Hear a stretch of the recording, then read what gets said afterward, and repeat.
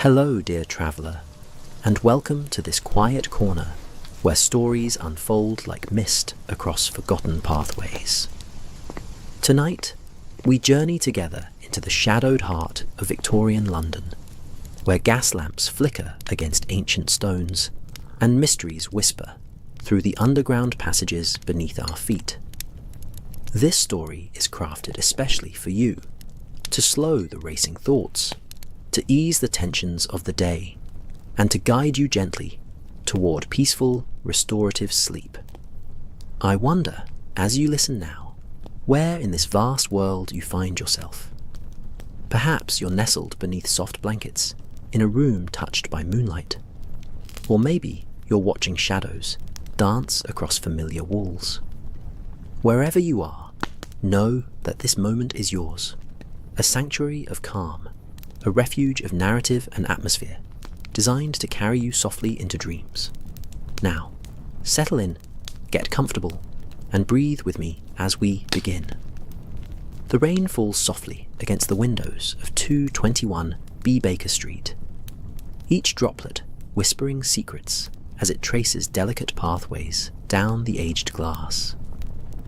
Inside, the fire crackles with gentle authority, casting amber light that dances across worn leather furnishings and shelves laden with the accumulated wisdom of countless investigations.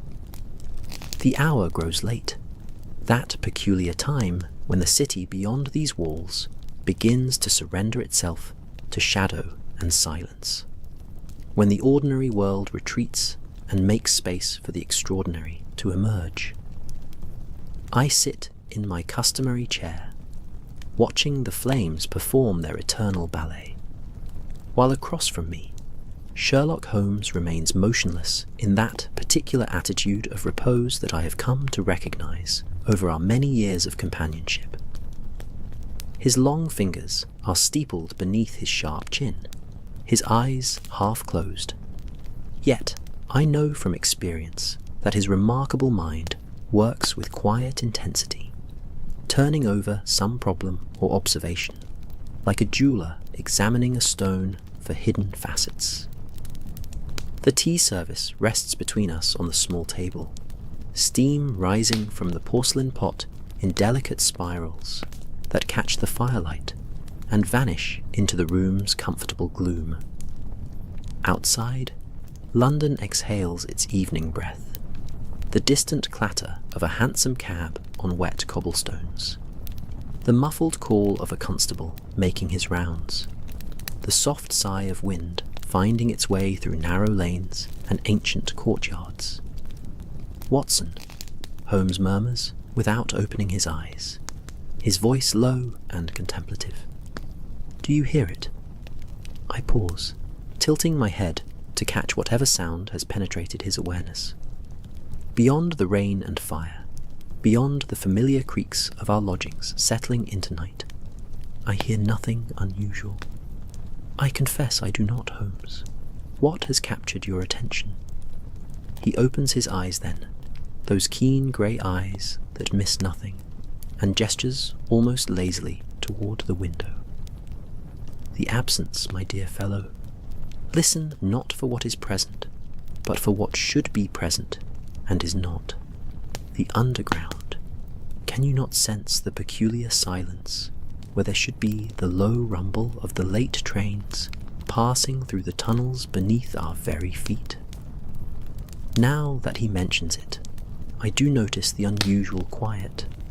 Living in London, one becomes accustomed to the constant vibration of the Metropolitan Railway, that great serpent of iron and steam that winds through the darkness below the city streets. Even here, several blocks from the nearest station, the passage of trains creates a subtle tremor, a barely perceptible reminder of the mechanical heart beating in the earth's depths. Tonight, that heartbeat has ceased. Perhaps maintenance work, I suggest, reaching forward to pour fresh tea into my cup, the liquid amber as the firelight, fragrant with bergamot and mystery. Or some temporary suspension of service. Perhaps, Holmes agrees, but his tone suggests doubt. He unfolds himself from his chair with that peculiar grace that belies his angular frame, moving to the window where he stands silhouetted against the rain-streaked glass. And yet, Watson, when the ordinary presents itself as extraordinary through absence rather than presence, I find my interest inevitably piqued. As if summoned by his words, we hear footsteps on the stairs. Not the heavy tread of Mrs. Hudson, bringing more coal for the fire, but an uncertain, irregular rhythm that speaks of urgency tempered by hesitation. The steps pause outside our door, and for a long moment, nothing happens. The rain continues its soft percussion against the windows. The fire whispers its endless song. Then, finally, a knock, tentative, almost apologetic. "Come," Holmes calls without turning from the window.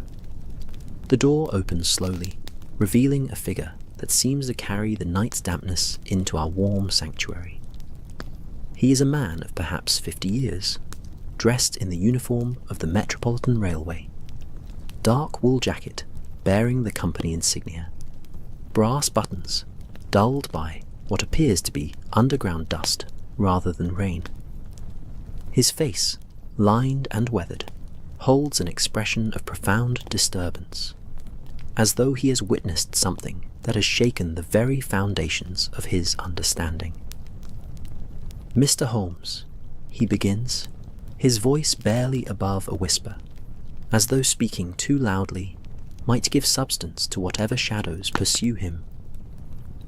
"I apologize for the lateness of the hour, but I was told. That is, they said you might, that you were the only one who might believe." Holmes turns from the window, and his entire demeanor shifts from contemplative stillness to focused attention. "Please, sit," he says, gesturing to the chair he has just vacated. "Watson, perhaps some brandy for our guest. He appears to have had quite an ordeal." I rise quickly, moving to the sideboard, where Holmes keeps his spirits, pouring a generous measure into a crystal glass. The man accepts it gratefully, sinking into the leather chair as though his legs can no longer support him. He drinks deeply, and some colour returns to his ashen cheeks. "Your name, sir?" Holmes prompts gently, resuming his position by the window, his form relaxed, yet attentive. "Tibs," the man answers, clutching the glass with both hands. "Edmund Tibs. I'm a senior inspector for the Metropolitan Railway, responsible for the tunnels in the Whitechapel and Aldgate sector. 23 years I've worked below ground, Mr. Holmes. 23 years walking those tunnels in darkness and lamplight, and never, never have I seen anything like what I witnessed tonight." Holmes nods, encouraging him to continue without interruption. I settle back into my own chair, my medical training automatically noting the man's elevated pulse visible at his throat, the slight tremor in his hands, the dilated pupils that suggest genuine shock rather than theatrical exaggeration. "It was the last scheduled run," Tibs continues, his voice finding strength as he speaks. "The 11:47 from Aldgate to King's Cross should have passed through my sector at precisely midnight. I was in Tunnel 7, conducting my routine inspection, checking the rails, the support beams, the ventilation shafts. Standard procedure, Mr. Holmes. Nothing unusual about it." He pauses, taking another sip of brandy, and I can see him gathering his courage to speak of whatever has driven him to our door on this rain-soaked night. "I heard it coming," he says slowly. "That familiar sound, the rumble building in the distance, growing louder, the way trains do in those enclosed spaces. The sound comes before you see the light, you understand. Always the same pattern, but this time, Holmes prompts softly when the silence stretches too long. This time, the sound kept growing, kept building, until it was upon me. But there was no light. No train emerged from the darkness. The sound passed right through my position, Mr. Holmes. I felt the rush of displaced air, smelled the coal smoke and hot metal, heard the clatter of wheels on rails as clearly as I hear your voice now. But there was nothing there. Nothing visible, that is. Just sound and sensation, and the terrible certainty that something was indeed passing through that tunnel. Something that operated by laws I cannot fathom. The fire crackles softly, and outside, the rain continues its gentle assault on the windows. Holmes remains utterly still, his expression unreadable in the flickering light. I stood there, frozen, as the phantom sounds receded into the distance. Tibs continues. And then, Mr. Holmes, I heard something else. From within the impossible train, if train it was, I heard voices. Passengers, speaking in tones I couldn't quite make out. And beneath it all, a kind of rhythmic sound, almost like chanting. When it had passed completely, when the tunnel fell silent again, I ran. I confess it without shame. I ran back to the station, reported what I had experienced, and was promptly ordered to go home and sleep it off, as if I were some green recruit frightened by shadows, rather than a man with more than 2 decades of service. He sets down the empty glass with a soft click against the wooden arm of the chair. But I couldn't go home, Mr. Holmes, not without at least trying to find someone who might not dismiss me as a madman or a drunk. Your reputation suggests you deal in precisely these sorts of impossibilities. Holmes moves from the window, his tall frame casting long shadows across the room as he passes before the fireplace. He stops before our visitor, regarding him with an intensity that I have seen focus on countless individuals over the years, and gaze that seems to penetrate beyond mere appearance to something essential and true. Mr. Tibs, Holmes says finally, I believe you have witnessed exactly what you report. More than that, I believe what you experienced tonight is not an isolated incident, but rather part of a pattern that has been developing beneath the streets of London for some time now.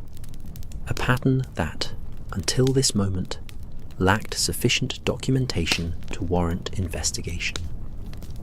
Tibs looks up with an expression of profound relief, as though the mere validation of his experience has lifted an immense burden from his shoulders. Then you'll help. You'll look into this matter. I shall do more than look into it, Holmes replies, and I detect that particular note in his voice that signals the beginning of one of our adventures. I shall illuminate it, rationalize it, and ultimately explain it, for I have no doubt that however supernatural this ghost train may appear, it operates according to principles that can be understood and articulated by a sufficiently keen mind. He turns to me then, and I see the familiar spark in his eyes, that peculiar energy that transforms him from the languid philosopher to the hunter on the scent. Watson, I believe we shall need to descend into the underground tonight. Would you be so kind as to fetch your revolver and your sturdiest boots? I suspect we shall be navigating some rather challenging terrain. I rise from my chair, feeling my own pulse quicken with anticipation, despite the late hour and the mystery's unsettling nature. Of course, Holmes. Should I bring my medical bag as well? A wise precaution, he acknowledges, though I hope it shall prove unnecessary. As I move toward my room to gather the requested items, I hear Holmes questioning Tibs in greater detail. asking about the exact location in Tunnel 7, the depth below street level, the proximity to other tunnel systems, both old and new.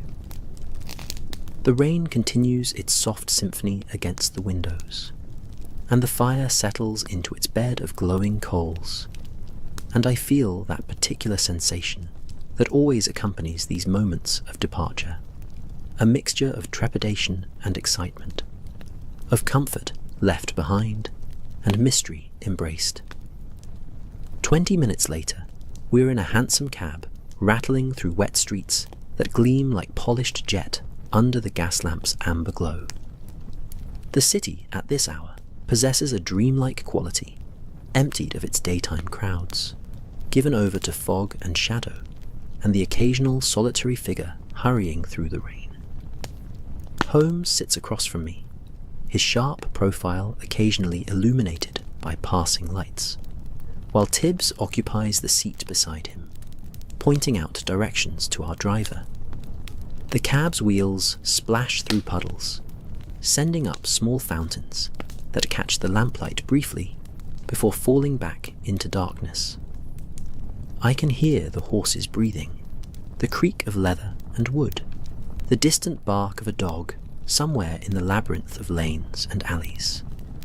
The familiar sounds of London at rest, peaceful in their way, despite the strangeness of our errand. The entrance we'll use is not a public station, Tibs explains, his voice somewhat steadied by the brandy, and Holmes's matter-of-fact acceptance of his account. It's a maintenance access point, locked and secured, used only by railway personnel. I have my keys, naturally, and the authority to bring you both below in an investigative capacity. Excellent, Holmes murmurs. I assume there will be some illumination available, or shall we rely entirely on lanterns? There are gas lamps along the main tunnels, Tibs replies, but they're spaced far apart, and some sections remain quite dark. I've brought electric torches as well, relatively new equipment, but reliable enough in my experience. The cab turns down a narrower street, and I can see we are approaching the eastern districts, where the buildings grow older and more tightly packed, where the smell of the river begins to mix with coal smoke and other less identifiable scents. We pass a church whose spire rises like a dark finger pointing toward the occluded moon, and then we are stopping before what appears to be a nondescript warehouse or storage facility. Here, Tibs announces, and we descend from the cab into the rain. Holmes pays the driver generously, and I hear him instruct the man to return to this location in 3 hours' time. If we are not here, wait another hour, then contact Inspector Lestrade at Scotland Yard, Holmes adds, and I feel a small chill at this precaution, though I show no outward sign. Tibs leads us to a heavy iron door set into the building's side, almost invisible in the shadows. He produces a ring of keys, and after some fumbling in the dim light, manages to unlock the entrance. The door swings open with a groan that speaks of old hinges and infrequent use, revealing a descending stairway that plunges into absolute darkness. Mind your step, Tibs cautions unnecessarily. The stairs are iron and can be slippery when damp. He produces one of the electric torches, a remarkable device that casts a bright, steady beam of light, and begins the descent. Holmes follows immediately, and I bring up the rear, pulling the iron door closed behind us. The sound of the rain cuts off abruptly, replaced by a profound silence, broken only by our footsteps ringing on metal. Down we go, spiraling into the earth, and I count the steps almost automatically. 20, 30, 40. The air grows cooler and takes on that particular underground smell, a mixture of damp stone, old metal, and something else. something mineral and timeless. The walls pressing close on either side are rough brick, glistening with moisture that trickles down in thin rivulets. At 60 steps, we reach a landing and a corridor that stretches away into darkness. Tibs pauses here, withdrawing another torch and lighting it before handing it to Holmes. This passage connects to the main tunnel system, he explains. About 200 yards ahead, we'll enter Tunnel 7 proper, the location where I witnessed the phenomenon. We proceed single file, our torch beams cutting through darkness that seems almost solid in its intensity. The corridor is narrow enough that I could touch both walls simultaneously if I extended my arms, and the ceiling hangs low enough that Holmes must duck his head occasionally to avoid projecting pipes and support beams. Our footsteps echo strangely, multiplying in the confined space, creating the illusion of additional walkers somewhere in the shadows beyond our light.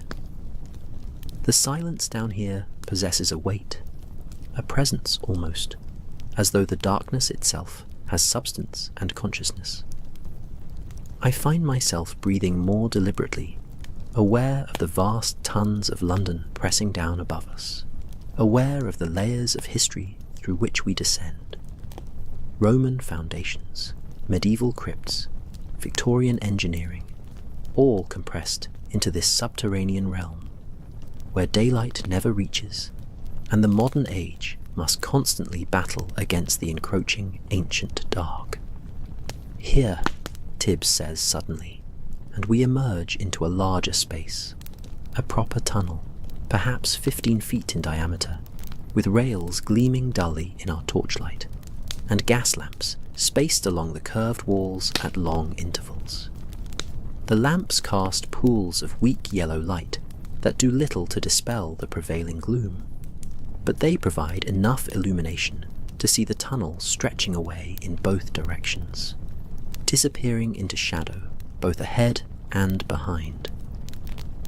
The air here moves slightly, a gentle current that brings with it the smell of coal dust and machine oil, the distinctive scent of the underground that any Londoner would recognize immediately.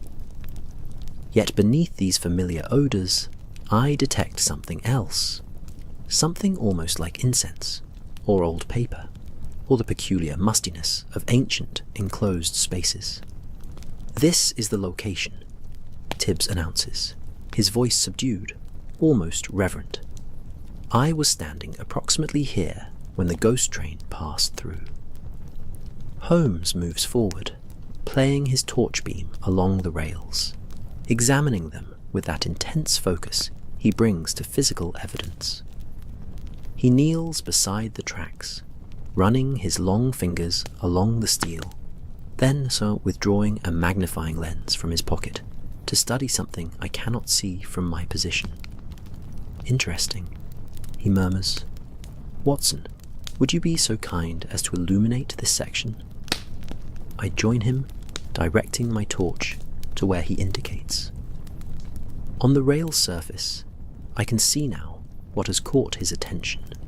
A series of marks, almost like scratches or scoring, but with an unusual pattern, as though something has passed over the metal repeatedly, wearing it in a way that differs from ordinary train wheels. These marks extend the full length of the rail in both directions, Holmes observes, straightening. "Mr. Tibs, in your inspection routines, have you noticed such wear patterns previously?" Tibs approaches, studying the marks with a frown. "No, Mr. Holmes, these are new. The rails were inspected just 3 days ago and showed normal wear only. This pattern, it's unlike anything standard rolling stock would produce." A sound echoes through the tunnel then, distant but distinct, a kind of metallic groan that seems to emanate from the very walls themselves. We all freeze, listening intently, but the sound fades away without repetition. leaving only silence and the slight whisper of moving air. The tunnels make many sounds, Tibs offers, though his voice lacks conviction. Settling, temperature changes, water movement. Indeed, Holmes agrees mildly. Shall we proceed further along the tunnel? I should like to examine the extent of these unusual wear patterns. We walk slowly forward, following the rails deeper into Tunnel 7, our torch beams sweeping across walls and ceiling, seeking any anomaly or clue.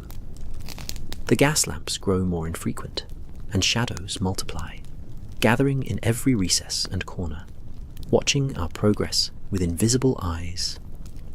I notice as we walk that there are alcoves set into the walls at intervals, small recessed spaces where workers can shelter when trains pass, or where equipment can be stored out of the way. Most are empty, but occasionally I glimpse shapes within them, tools, boxes, items covered with tarps whose folds suggest forms that my imagination insists on populating with more sinister shapes. Holmes, I venture after we have walked perhaps a quarter mile, what exactly do you believe we are seeking? Surely you don't credit the notion of a literal ghost train, some spectral locomotive condemned to eternally traverse these tunnels. He glances back at me, and in the erratic torchlight, his smile appears almost spectral itself.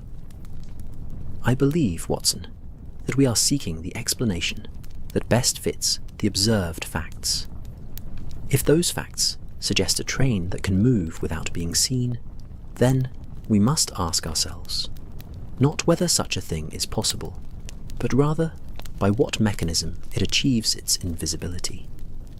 There are more avenues of investigation than supernatural intervention, I assure you. Before I can respond, Tibs stops abruptly, raising his hand for silence. "Do you hear that?" he whispers urgently. We stand motionless, straining our ears against the silence. At first, I hear nothing beyond the soft drip of water and the sound of our own breathing. Then, gradually, I begin to perceive it.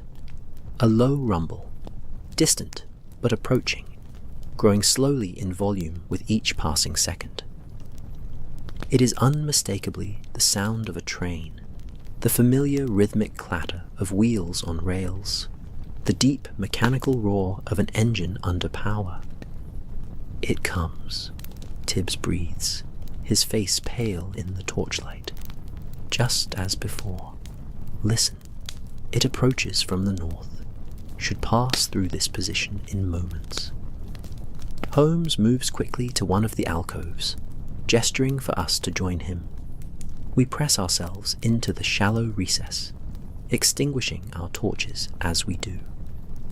The gas lamps provide just enough light to see the empty rails, the vacant tunnel stretching away into shadow.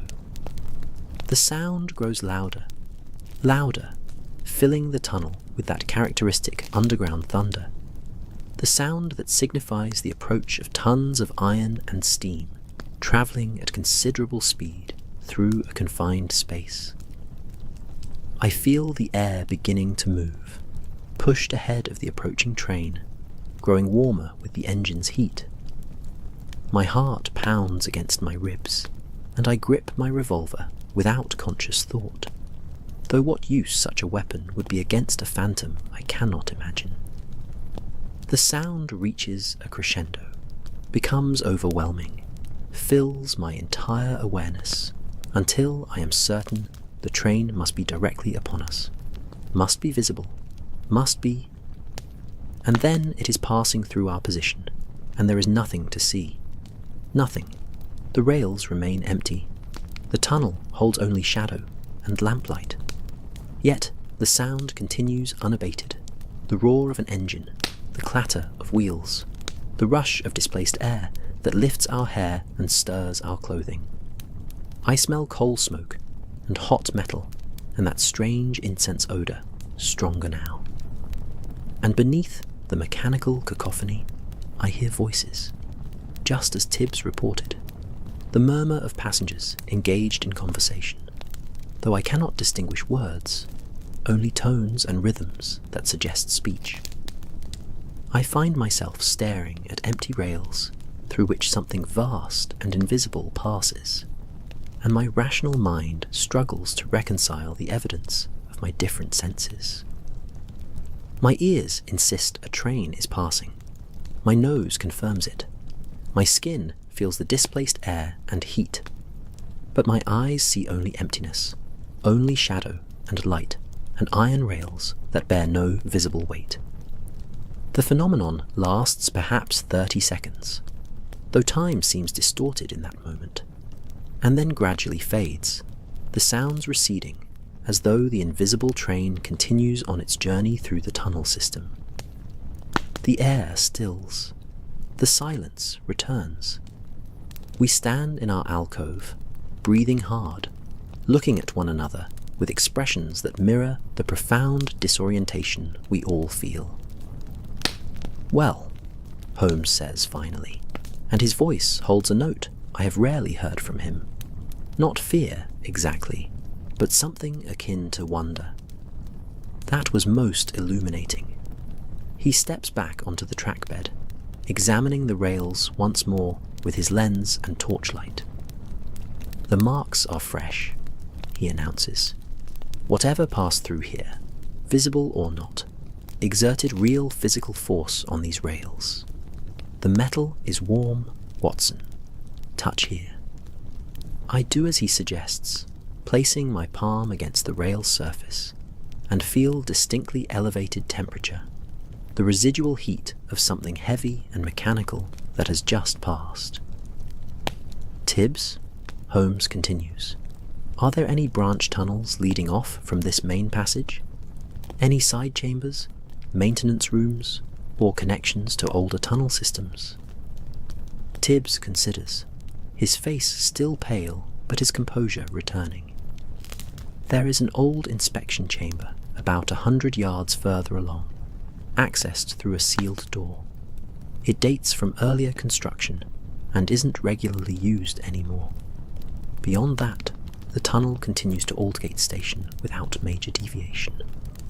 "Show me this chamber," Holmes requests, and we resume our journey deeper into the underground. The door Tibs leads us to is indeed old.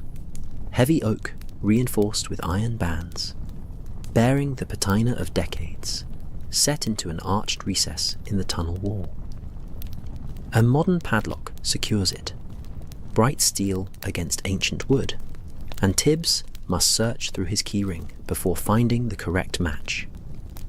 "This chamber was part of the original Metropolitan Railway construction," he explains as he works the lock.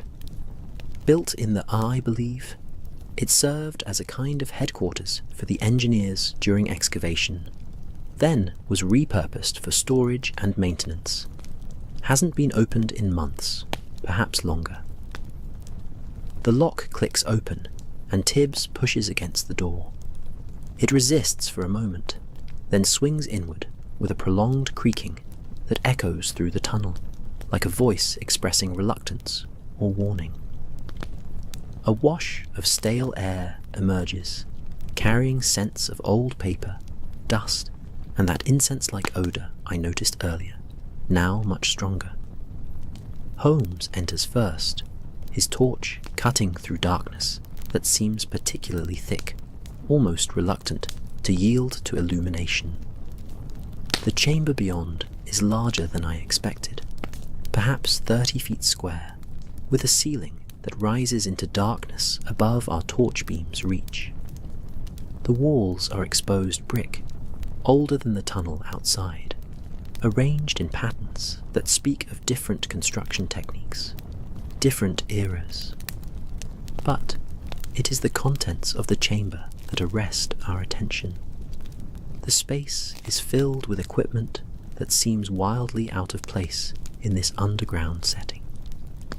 Tables line the walls, their surfaces covered with papers, maps, instruments of various types. Gas lamps, currently unlit, hang from the ceiling on iron chains. In one corner stands what appears to be an entire laboratory setup. Glass vessels, copper tubing, electrical batteries connected in series, and devices whose purpose I cannot immediately discern. What in heaven's name? Tibs breathes, stepping forward to examine the nearest table. This wasn't here during the last inspection. I would have reported it immediately. This is completely unauthorized. Holmes moves through the space with focused intensity, his torch illuminating various items as he conducts a rapid survey. He pauses at the tables, studying the papers without touching them, then moves to the laboratory equipment, examining it from multiple angles. "Watson," he calls, "your medical expertise may be of value here. Come look at this apparatus." I join him at the laboratory corner, bringing my torch to bear on the equipment he indicates. What I see makes my pulse quicken, with a mixture of fascination and unease. The setup resembles certain experimental apparatus I have seen in advanced medical research facilities. Devices designed to study electrical phenomenon, nervous system responses, perhaps even consciousness itself. But this configuration is far more elaborate than anything in my experience, incorporating elements I don't recognize, and connections that seem to violate conventional understanding of such systems. This is sophisticated work, I tell Holmes. Whoever assembled this has extensive knowledge of both electrical theory and biological systems. See here, these electrodes would be applied to living subjects, and this vessel contains what appears to be a preservation medium, though the chemical composition is unusual. Holmes nods, moving to examine a large map spread across the central table. I join him, and we study it by torchlight. It depicts the London Underground system in remarkable detail, not just the public railway lines, but also older tunnel networks, sewers, crypts, natural caverns, and other subterranean passages that create a vast hidden labyrinth beneath the city streets. Someone has marked this map extensively in red ink, drawing lines that connect various points, annotating sections with symbols and notations in a script that appears to mix English with other languages, perhaps Latin or Greek. Certain locations are marked with stars or circles, including, I notice with a chill, the exact location where we currently stand in Tunnel 7. "This is a map of routes," Holmes murmurs, tracing one of the red lines with his finger, hovering just above the paper. "See how they connect? These marked locations, they form a pattern, a circuit of some kind. And here, look at this notation. Transit Node 7, threshold maintained. What do you make of that, Watson?" Before I can respond, Tibs calls out from across the chamber, "Mr. Holmes, you need to see this." We join him where he stands, before what I initially took for a blank section of wall. But as Tibs directs his torch at a particular angle, I see that the brick here is different, newer than the surrounding masonry, yet still not entirely modern. And set into the brickwork at about chest height is a door, a small door, perhaps 3 feet square, secured with an elaborate lock mechanism that appears almost medieval in design, all iron scrollwork and complex mechanical arrangements. "This definitely wasn't here before," Tibs insists. "I've inspected this chamber dozens of times over the years. This door, this entire section of wall, this is completely new." Holmes kneels before the small door, examining the lock with his lens. "New to you perhaps, Mr. Tibs, but not new in absolute terms. This lock is quite old, possibly centuries old, though maintained in excellent condition. See the wear patterns on the iron. This mechanism has been opened and closed many times, regularly, recently. He reaches out, testing the door gently, and to my surprise, it swings open without resistance, unlocked. Beyond lies a passage, not a maintenance corridor or tunnel, but something else entirely. The walls are stone rather than brick, ancient stone that predates the railway by centuries or perhaps millennia. The passage is narrow, barely wide enough for a man to walk through, and it descends at a steep angle into darkness that our torches cannot fully penetrate. A breath of air emerges from the passage, carrying with it that incense smell and something else. Something that makes me think of old books, of ceremonial spaces, of secrets carefully preserved across generations. Well, Holmes says quietly, straightening, I believe we have discovered the explanation for our ghost train, or at least the beginning of such an explanation. This passage, I would wager, connects to much older tunnel systems, Roman, perhaps, or even pre-Roman. Someone has been using these ancient routes in conjunction with the modern railway, creating a network that exists parallel to the public system, but remains invisible to ordinary observation. But the train, I protest, the invisible train. How can ancient passages explain that phenomenon? Consider, Watson, Holmes replies, his voice taking on that lecturing tone he employs when working through a deduction. What did we actually experience? We heard a train, felt its passage, smelled its smoke, but we did not see it. Now, what could create such a disconnect between sensory modalities? An hallucination, I suggest. Some form of gas or chemical that produces auditory and olfactory phenomena without visual component. Possible, he concedes. Though the physical evidence, the heat on the rails, the displaced air, the wear patterns, suggest something more substantial.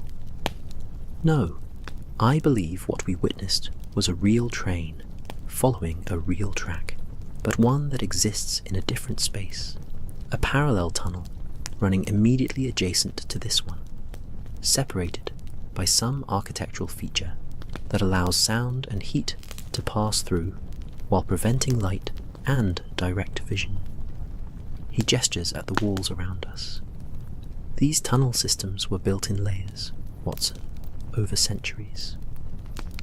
The modern underground was excavated through Roman tunnels, which were themselves built atop Bronze Age passages. What if someone has discovered and restored one of these ancient routes, laying rails in darkness, operating a private railway that runs parallel to the public system but remains hidden from it? From within our tunnel, we hear and feel their train passing through their tunnel, mere feet away, but separated by stone and brick, creating the illusion of an invisible phantom. But why, I ask? To what purpose would someone create such a thing? Holmes returns to the tables, studying the papers more carefully now. That, my dear Watson, is the question we must answer. But look here. This appears to be a ledger of some kind, recording dates and times, along with notation that suggest passenger lists. And these other documents appear to be ritual descriptions, or perhaps operational instructions, written in language that mixes practical railway terminology with something far more esoteric. He picks up one sheet carefully, holding it to his torchlight. The passengers must be prepared before transit, he reads aloud. Threshold dissolution requires 13 minutes of continuous exposure. Conductors must maintain the proper resonance throughout the journey, or the passage will fail and the travellers will be lost between states. What do you make of such language, Watson? A chill settles in my chest as I consider the implications. It sounds almost like occult practice, Holmes. References to thresholds, to altered states, to ritual preparation. Indeed, he agrees.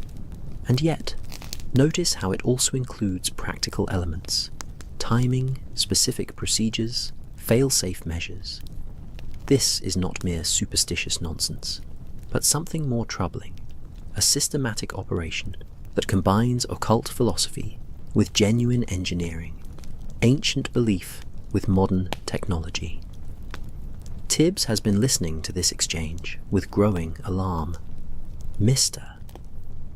Holmes, are you suggesting there is some kind of cult operating in these tunnels, using the underground for rituals or ceremonies? I am suggesting, Holmes replies carefully, that someone has gone to extraordinary lengths to create a hidden transit system beneath London, and that this system is being used to transport individuals to and from locations that they wish to keep secret. The ritualistic elements may be genuine belief, or they may be elaborate theatre designed to control and manipulate passengers. I cannot yet determine which. He moves to the small door and the passage beyond. This route undoubtedly leads somewhere significant. I propose we follow it and discover what awaits at the other end. Is that wise? I ask, feeling the weight of prudence settling on me. We have no knowledge of what lies ahead, how far the passage extends, or who we might encounter. All true, Holmes acknowledges, which is precisely why we must investigate now, while we still possess the advantage of discovery. Once those who operate this system realize their chamber has been breached, they will undoubtedly move their operations elsewhere, and we shall lose our opportunity to understand and potentially stop whatever is occurring. I can see the determination in his eyes, that quality that has led us into many dangers, but also to the resolution of many mysteries. I check my revolver, ensuring it is loaded and ready, then nod my agreement. Tibs, however, shakes his head. I cannot accompany you further, Mr. Holmes.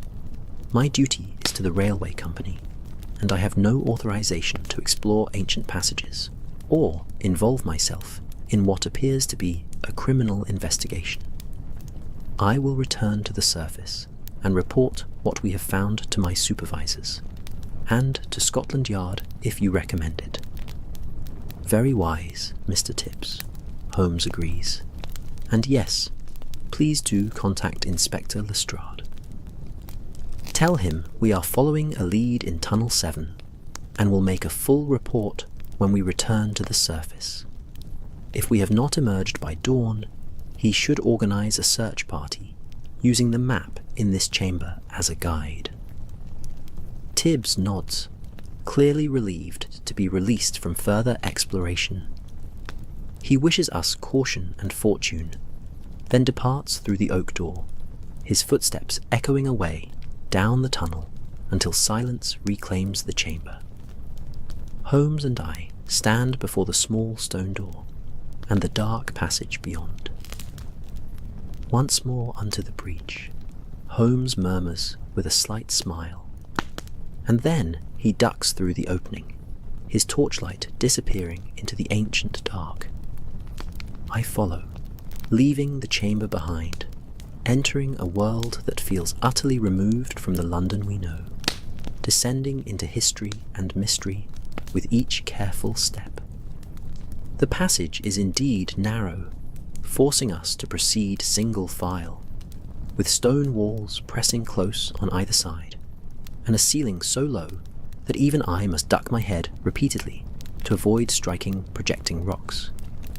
The air here is still and cold, far colder than the railway tunnel, and our breath forms visible clouds in the torchlight.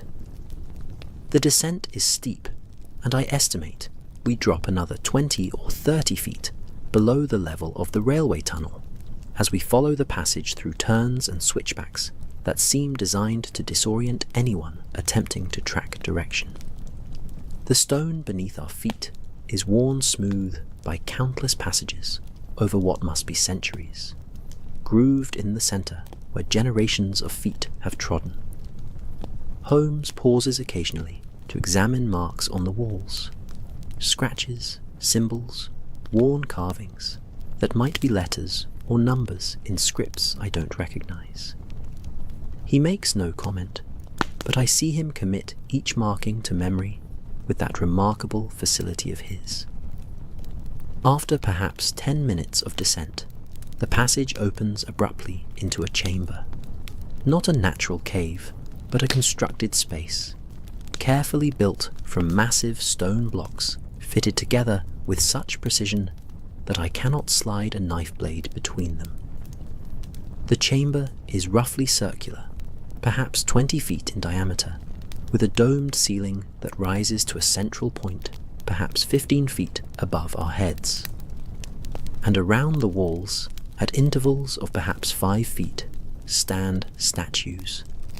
They are ancient, beyond any easy reckoning, carved from dark stone that absorbs our torchlight rather than reflecting it. Each statue depicts a figure in robes, hands raised in gestures that might be blessing or warning, faces worn smooth by time, until only the suggestion of features remains. They stand like silent witnesses, guardians of this hidden space, watching eternally with eyes that are merely smooth depressions in weathered stone.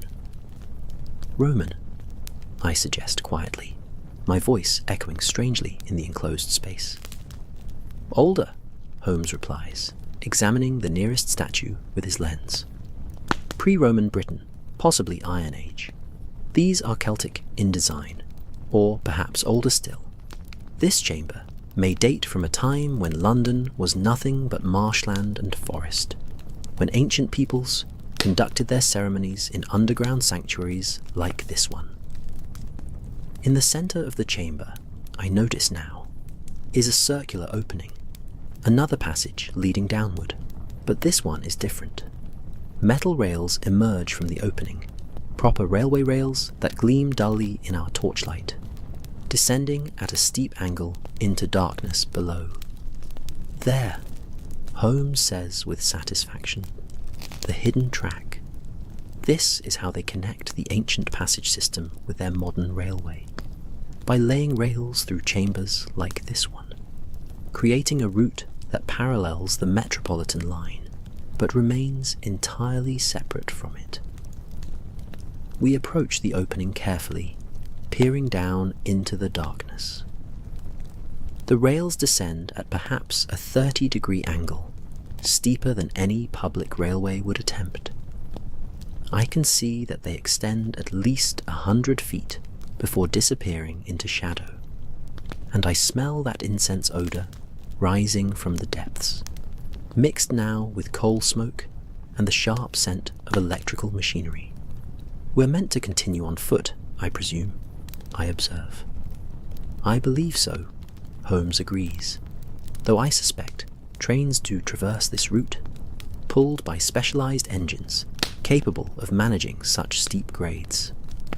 The invisible train that passed us earlier would have travelled through here on its way too, wherever this track leads.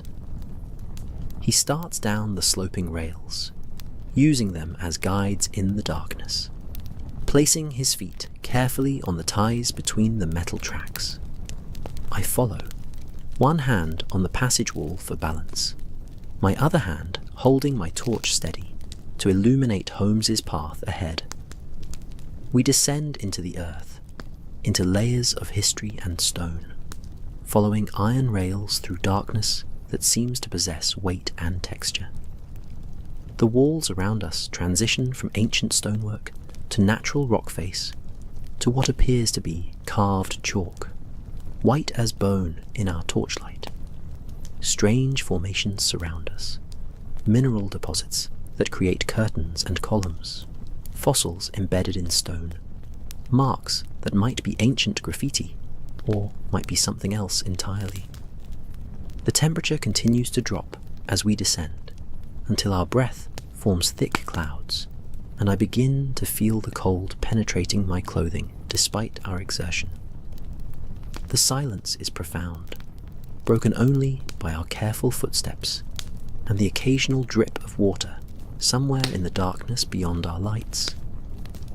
After what seems an interminable descent, though my watch suggests only 15 minutes have passed, the passage begins to level out, and I detect a change in the air. No longer still and dead, it moves gently, carrying with it sounds from somewhere ahead. Machinery, voices, the low thrum of generators or engines.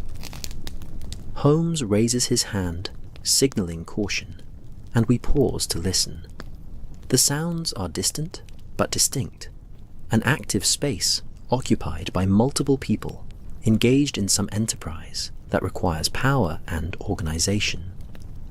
I check my revolver again, more for reassurance than need, and we proceed with increased care, extinguishing our torches and relying on distant light that now becomes visible ahead.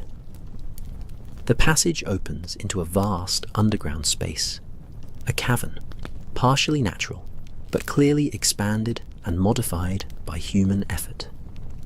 And the sight that greets us is so unexpected, so extraordinary, that I find myself frozen in amazement, struggling to comprehend what my eyes report. It is an underground station, not a crude platform or simple stopping point, but a fully realized railway station, complete with tiled walls, gas lamps casting warm light, wooden benches, even decorative ironwork, and advertising posters. The style mimics the public underground stations, but with significant differences. The tiles are black and deep purple rather than white and cream. The lamps burn with an unusual blue-tinted flame, and the posters advertise destinations I have never heard of: the Midnight Gardens, the Threshold Market, the Parliament of Shadows. And on the platform, waiting in orderly groups, stand dozens of people. They are dressed in ordinary London clothing, suits and dresses, coats and hats, the attire of middle-class citizens going about normal business. Yet something about them seems not quite right, though I cannot immediately identify what troubles me. They stand too still, perhaps, or their eyes hold an expression too distant, too dreamy, as though they are not entirely present in the moment. At the far end of the platform, I see the train, the ghost train, though it is perfectly visible here in this hidden station. It is a locomotive and 3 carriages, painted in that same black and purple colour scheme, with windows that glow with interior light. Steam rises from the engine, and I hear the subtle ticking of cooling metal, the small sounds of a train temporarily at rest. Conductors move among the waiting passengers, men in railway uniforms similar to Tibs's, but bearing additional insignia I don't recognize. They speak quietly to the waiting people, occasionally consulting pocket watches or small journals, maintaining order without raising their voices. Holmes and I have taken cover behind a formation of rock that borders the cavern, observing this scene from shadow, trying to understand what we are witnessing. He leans close to whisper directly into my ear. The passengers observe their pupils, their breathing, their affect. They have been drugged or hypnotized into a state of suggestibility. This entire operation is designed to transport people to unknown locations, while they are in an altered state of consciousness. But why? I whisper back. What could be the purpose? Before Holmes can answer, a new figure emerges onto the platform. A woman dressed in elegant dark clothing, moving with authority and grace. She is perhaps 40 years of age, with sharp features and eyes that seem to miss nothing.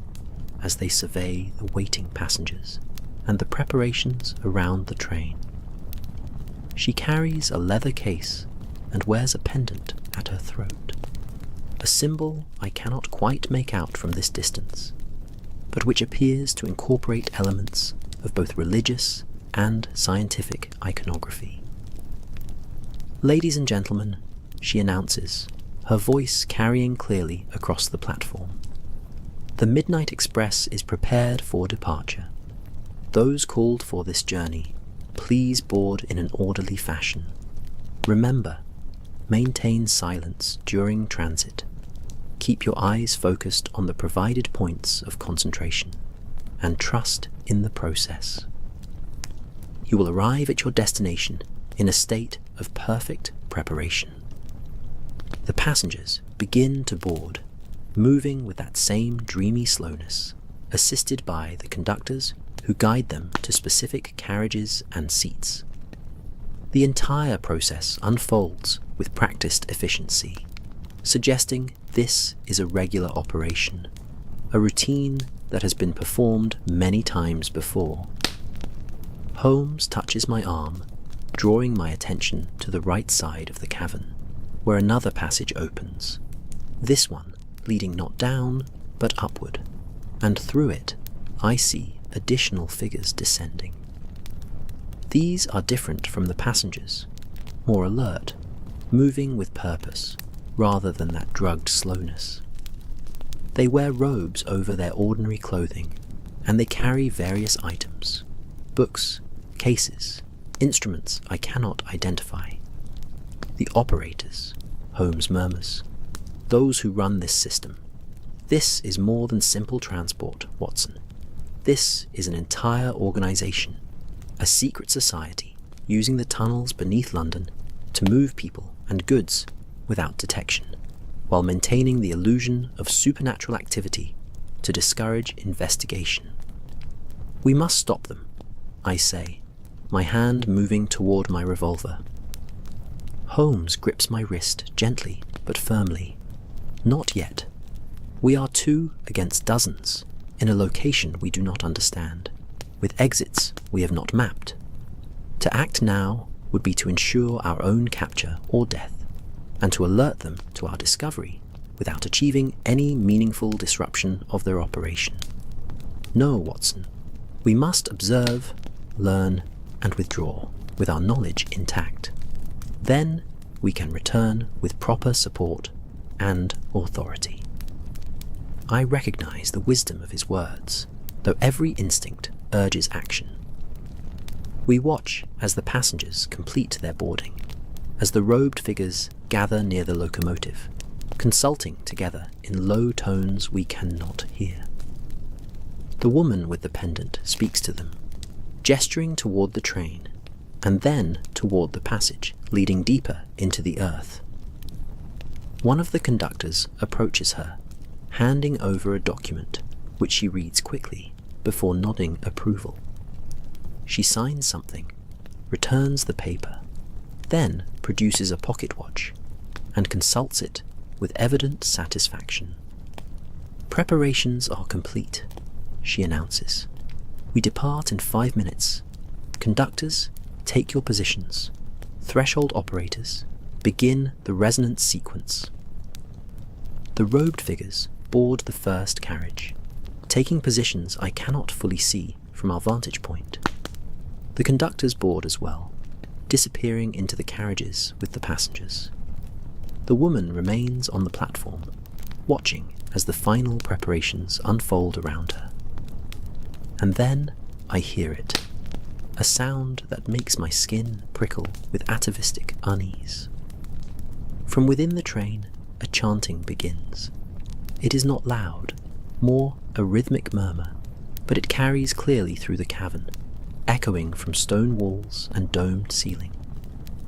The words are in a language I do not recognize, ancient sounding, with harsh consonants and vowels that seem to vibrate in the chest as well as the ear. The gas lamps begin to flicker in time with the chanting, their flames pulsing blue, then gold, then blue again. The very air seems to thicken, to take on a quality that makes breathing slightly laboured, as though the atmosphere itself is responding to the sounds being produced. Holmes grips my shoulder, his fingers tight with tension I have rarely felt from him. He is staring at the train with an expression I cannot quite read. Not fear, but something akin to it, a recognition of forces that challenge even his formidable rationality. The locomotive's whistle screams, not the ordinary railway whistle, but something higher, almost painful in its intensity. Steam billows from the engine in great clouds that glow with internal light, purple and blue, and shades I have no names for. The train begins to move, slowly at first, wheels turning with that familiar rhythmic clank, gathering speed as it approaches the tunnel mouth at the far end of the platform. And as it enters the tunnel, as it begins to transition from this hidden station into the dark passage beyond, something happens that my mind struggles to process. The train appears to shimmer, to lose solidity, as though it is fading from full presence into something more tenuous. The light from its windows becomes diffuse, spreading and blurring. The sound of its wheels changes quality, becoming hollow, echoing as though from a great distance. Within seconds, the train is gone, swallowed by the tunnel, and yet the sound of its passage continues for much longer. That phantom rumble we heard earlier in the Metropolitan Tunnel, receding slowly into silence, while the rails before us stand empty, still cooling from its passage. The woman on the platform consults her watch once more, makes a notation in a small book, then turns and walks toward the upward passage, her task apparently complete. The gas lamps settle back into steady flame. The cavern returns to its previous state, an empty station waiting for the next scheduled service. Holmes and I remain motionless in our concealment for several minutes, ensuring that everyone has departed, that we are truly alone in this remarkable space. When he finally rises and steps onto the platform, I see that his face holds an expression I have rarely witnessed. Genuine uncertainty, the look of a man whose understanding has been challenged by what he has observed. "Well," he says quietly, looking at the empty rails where the train departed. "That was rather more extraordinary than I anticipated." We explore the station cautiously, examining every detail, Holmes taking particular interest in the posted schedules and the documents left on a small desk in what appears to be a ticket office. The schedules list multiple daily departures to destinations named in that same cryptic fashion. The Liminal Gardens, 3:47 a.m.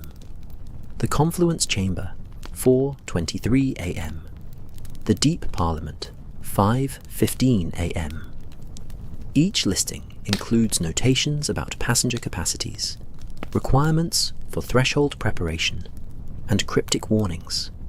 No iron, silence required, resonance mandatory. This operation has been running for some time, Holmes observes, studying a ledger that records months of scheduled services. Multiple trains, multiple routes, serving what appears to be an extensive clientele willing to pay significant sums for whatever service this provides. But what service? I ask, examining one of the strange posters more closely. The artwork depicts a garden scene, but rendered in an unnatural style, with perspectives that seem slightly wrong, with plants that look almost but not quite like ordinary vegetation. What are these destinations? Are they real locations beneath London, or is this all elaborate theatre designed to defraud and manipulate vulnerable people? Both, perhaps, Holmes suggests. Consider, London sits atop a vast underworld of tunnels, chambers, rivers, crypts, and natural caverns. Many of these spaces are unmapped, unexplored in any official capacity. What if someone has discovered and claimed portions of this underground frontier, creating private spaces that exist in the gaps and shadows of official knowledge? Then consider adding the psychological element, drugs or hypnosis, creating altered states of consciousness in passengers, making their perception of these spaces far stranger than the reality. The result would be experiences that seem supernatural or impossible, but which are actually crafted through a combination of genuine hidden locations and manipulated perception. He moves to the tunnel mouth where the train departed, kneeling to examine the rails with his lens. And this phenomenon we witnessed, the train appearing to fade, to become less solid, that may be a perceptual effect as well. If the tunnel is constructed in a way that progressively blocks light while allowing sound to pass, it would create the illusion of the train gradually becoming invisible while remaining audible. Combined with the passenger's altered state and the theatrical elements of the chanting and unusual lighting, the experience would seem genuinely supernatural. You believe all of this has a rational explanation? I ask, feeling relieved by his analysis, but not entirely convinced. I believe, he says carefully, rising and dusting off his hands, that extraordinary experiences need not require supernatural causes. Someone has gone to remarkable lengths to create an underground railway system that operates entirely outside official oversight or public knowledge. They have incorporated elements of mystery and ritual to attract passengers seeking unusual experiences, or perhaps to transport people who need to move through London without detection. It is criminal enterprise dressed in occult clothing, no less dangerous for having rational explanations, but ultimately comprehensible through ordinary investigation. We spend another 30 minutes documenting what we can, copying the schedules, sketching the station layout, collecting a few samples of the unusual items left behind, including a vial of what might be the substance used to drug passengers. Then, with one final survey of the remarkable space, we begin our ascent back toward the surface. The return journey seems longer than the descent, perhaps because we now understand what lies behind us, what network we have discovered. We climb through ancient passages and hidden chambers, through layers of London's secret history, until finally we emerge into the inspection chamber, where we began our deeper exploration. The oak door stands open as we left it, and beyond it, the familiar railway tunnel with its gas lamps and standard rails offers a welcome return to normalcy. We find Tibs waiting anxiously in the tunnel, pacing back and forth, checking his watch repeatedly. When he sees us emerging from the chamber, relief floods his face. "Thank heavens, Mr. Holmes. I was preparing to go for help. You've been below for more than 2 hours." 2 hours? Holmes checks his own watch and registers surprise. It seemed far shorter. The underground plays tricks with time perception, it seems. "Did you discover the source of the ghost train?" Tibs asks eagerly. "We discovered a great deal," Holmes replies, "but explanations will have to wait. For now, Mr. Tibs, I must ask that you speak to no one about what we have found here tonight. Not your supervisors, not Scotland Yard, not anyone.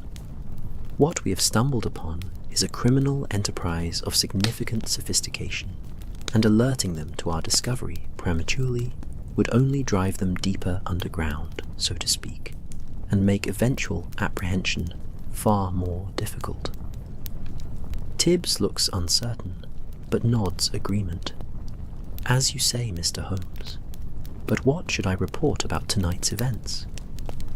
Report only that we investigated the ghost train phenomenon and determined it to have an unusual but ultimately explicable cause related to acoustic properties of the tunnels.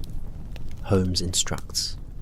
That will satisfy your supervisors without revealing anything useful to those we hope to eventually apprehend. We make our way back through the tunnels toward the surface access point, climbing the 60 iron steps that return us to the world of rain and night air and ordinary London. The cab Holmes arranged is waiting as promised, and we climb aboard gratefully, our bodies suddenly aware of exhaustion now that the immediate adventure has passed. As we rattle through wet streets toward Baker Street, I find myself struggling to process all we have witnessed. Holmes, I venture, even granting rational explanations for everything we observed, you must admit there was something profoundly strange about that place, about the entire operation. The way the passengers moved, the chanting, the effect on the train itself as it departed. Strange, yes, he agrees, gazing out at the rain-slicked streets. But perhaps no stranger than many human endeavours when examined closely. We live in an age of transformation, Watson. The boundaries between science and mysticism, between possible and impossible, grow increasingly uncertain.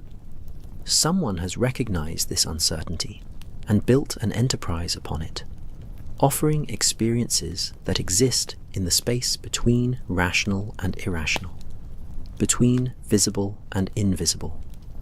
It is audacious, I grant you, and disturbing in its implications. But ultimately, I have confidence it can be understood and addressed through the application of reason and evidence. We lapse into silence for the remainder of the journey, each absorbed in our own thoughts. The city passes outside our windows, sleeping London, unaware of the mysteries that unfold in the darkness beneath its streets, content with surface reality while shadows play their games in secret depths. Mrs. Hudson has kept the fire burning at 221B, and we arrive to find our rooms warm and welcoming, a sanctuary of normalcy after the strangeness below. Holmes moves immediately to his chair, his mind already racing through the implications of what we have discovered, while I pour us both generous measures of whiskey, feeling the need for fortification.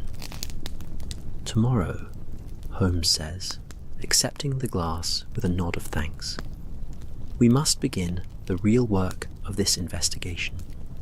We have discovered the existence of this hidden railway system, but we have not yet determined its full extent, its ultimate purpose, or the identity of those who operate it. The woman we observed, she is clearly a figure of authority within the organization. We must learn her identity. He rises and moves to his desk, beginning to organize the materials we collected from the underground station. The schedules and documents will provide crucial information. I shall need to consult my references on secret societies, on underground London, on historical records of occult organizations operating in the city. There may be precedents, patterns that will illuminate what we have discovered. And Scotland Yard, I ask, should we not inform Lestrade of what we have found? Eventually, yes, Holmes agrees, but not yet. The official investigation must wait until we have gathered sufficient evidence and understanding. To move too quickly would be to risk alerting the organization and losing our opportunity to fully uncover their operation. No, Watson, this investigation requires patience and discretion. We must work in the shadows, as they do, until we are ready to bring everything into the light. I nod, seeing the wisdom of his approach, though I confess to a desire for more immediate action. The whiskey spreads warmth through my chest, and I feel the events of the evening beginning to settle into memory, taking on a slightly dreamlike quality as exhaustion and the strange nature of what we witnessed combine to soften the edges of experience. "You should rest," Holmes suggests, glancing at me with what might be concern. "You have had quite an ordeal tonight, and I shall need you sharp for the days ahead." "And you?" I ask, knowing already what his answer will be. "I shall work through the night," he confirms. "My mind is too active for sleep, and there is much to organize, to consider, to cross-reference. In the morning, I may have some preliminary theories to share. Until then, try to sleep, Watson. Dream of ordinary things, and let the underground mysteries wait until daylight." I retire to my room, though sleep comes slowly despite my exhaustion. When I finally drift off, I dream of trains moving through darkness, of passages that descend forever into the earth, of voices chanting in languages older than memory. But these dreams are not nightmares. They hold a strange beauty, a sense of mystery that is compelling rather than frightening, drawing me deeper into sleep rather than disturbing it. Morning arrives with weak sunlight filtering through London's perpetual haze, and I wake to find Holmes already up, or perhaps he never slept, sitting at his desk, surrounded by papers, books, maps, and notes written in his precise hand. A breakfast tray from Mrs. Hudson sits untouched at his elbow, the tea grown cold, the toast unbuttered. "Ah, Watson," he greets me without turning. "Come look at what I have discovered." I join him at the desk, bringing my own cup of fresh tea from the pot Mrs. Hudson has just delivered. He has spread out a large map of London, overlaying it with transparent sheets, on which he has marked the routes we observed in the underground chamber, along with additional information gleaned from the documents we collected. "The hidden railway system," he explains, pointing to the red lines he has drawn, "follows a pattern that is not random but deeply intentional. Look, each major route connects locations of historical significance. Old Roman sites, medieval churches built on pagan foundations, locations associated with historical secret societies and mystical orders. This is not merely a transport system, but a network designed to link places of power or significance according to occult geography." He pulls forward another document, a passenger manifest from the ledger we examined. And the passengers themselves are not random members of the public, but individuals specifically recruited or selected. See here, notations indicating suitable for threshold work, demonstrates necessary sensitivity, prepared through previous exposure. This is an organization that carefully vets and prepares those it transports, suggesting the destinations or experiences offered are not for general consumption. A secret society, I observe, using the underground to move between meeting places, ritual sites, perhaps. More than one society, I suspect, Holmes corrects. The documents reference multiple organizations, multiple purposes. Some passengers are described as seekers, others as operatives, still others as cargo, in a way that suggests involuntary transport. We are dealing with something complex, Watson. A network that serves various purposes for various groups, all bound together by their need for secrecy and their willingness to use these hidden routes. He leans back, steepling his fingers in that familiar gesture. The challenge now is to determine which aspect of this operation poses the greatest danger or urgency. Are we dealing primarily with fraud, taking money from credulous seekers of mystical experience? With something darker, human trafficking perhaps, or forced relocation of unwilling victims? Or with something that borders on the genuinely dangerous from an occult perspective, organized attempts to achieve supernatural effects through ritual and focus? You believe the occult aspects might be genuine? I ask, surprised. I believe, he says carefully, that people who genuinely believe they are accomplishing supernatural goals may create real danger through their actions, regardless of whether those actions actually produce the supernatural effects they intend. A ritual that involves drugging passengers, transporting them to unknown locations, and subjecting them to psychological manipulation is dangerous whether or not it successfully opens doorways to other dimensions, as these people may believe. Before I can respond, we hear rapid footsteps on the stairs, and Mrs. Hudson appears in the doorway, her expression troubled. "Mr. Holmes, there's a gentleman here to see you. He says it's most urgent and concerns something you investigated last night. He's quite agitated, sir." Holmes and I exchange glances. "Show him up, Mrs. Hudson," Holmes instructs. The man who enters is well dressed, perhaps 60 years old, with the bearing of someone accustomed to authority, and the current expression of someone whose authority has been profoundly shaken. His eyes are red-rimmed, suggesting a sleepless night, and his hands tremble slightly as he removes his hat. "Mr. Holmes, Dr. Watson," he begins without preamble. "My name is Sir Richard Blackwood. I am on the board of directors for the Metropolitan Railway. Mr. Tibs, one of our inspectors, reported to me this morning certain irregularities discovered last night and mentioned that you were investigating. I need to know what you found, Mr. Holmes. I need to know if my daughter is in danger." Holmes gestures to a chair, and I pour tea while our visitor composes himself.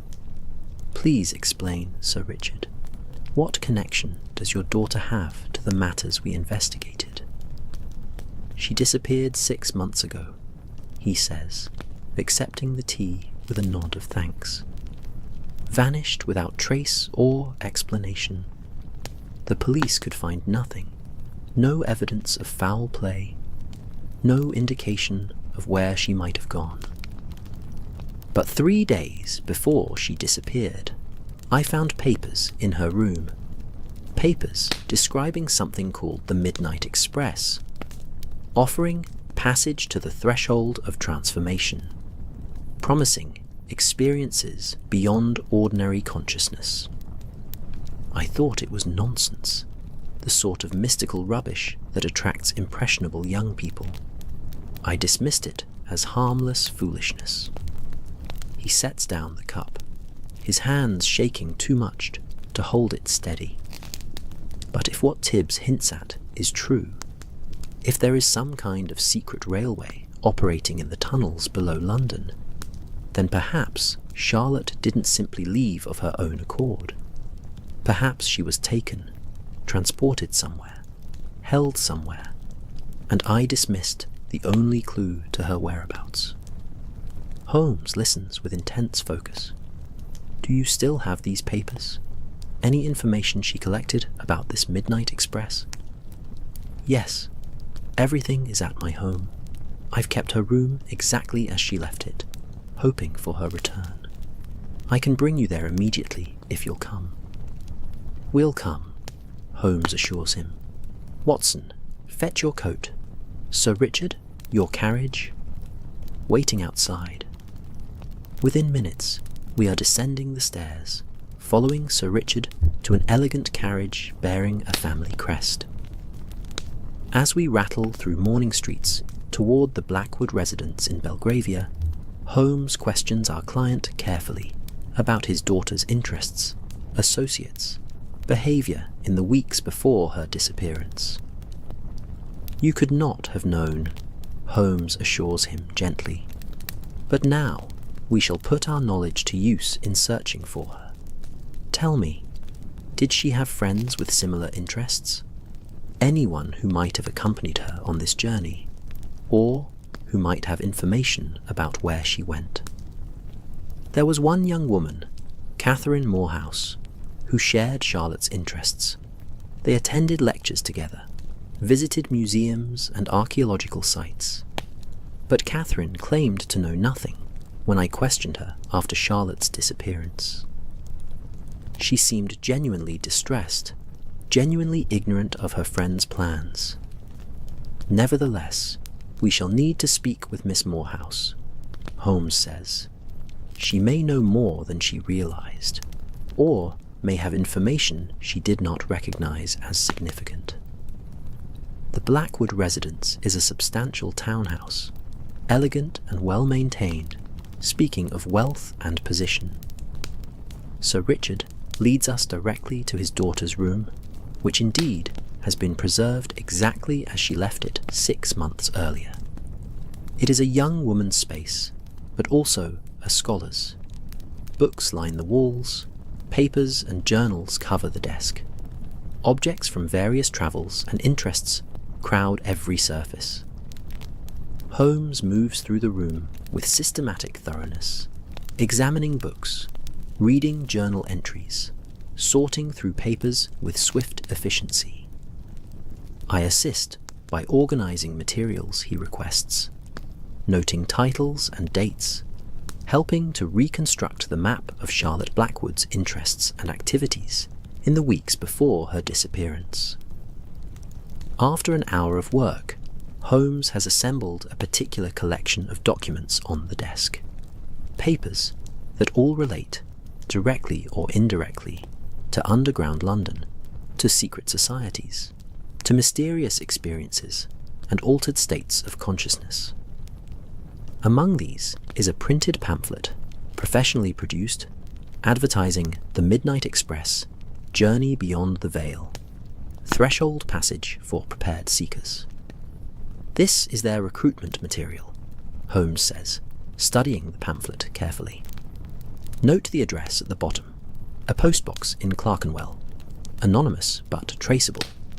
And here, a date notation. Next departure, April 15th.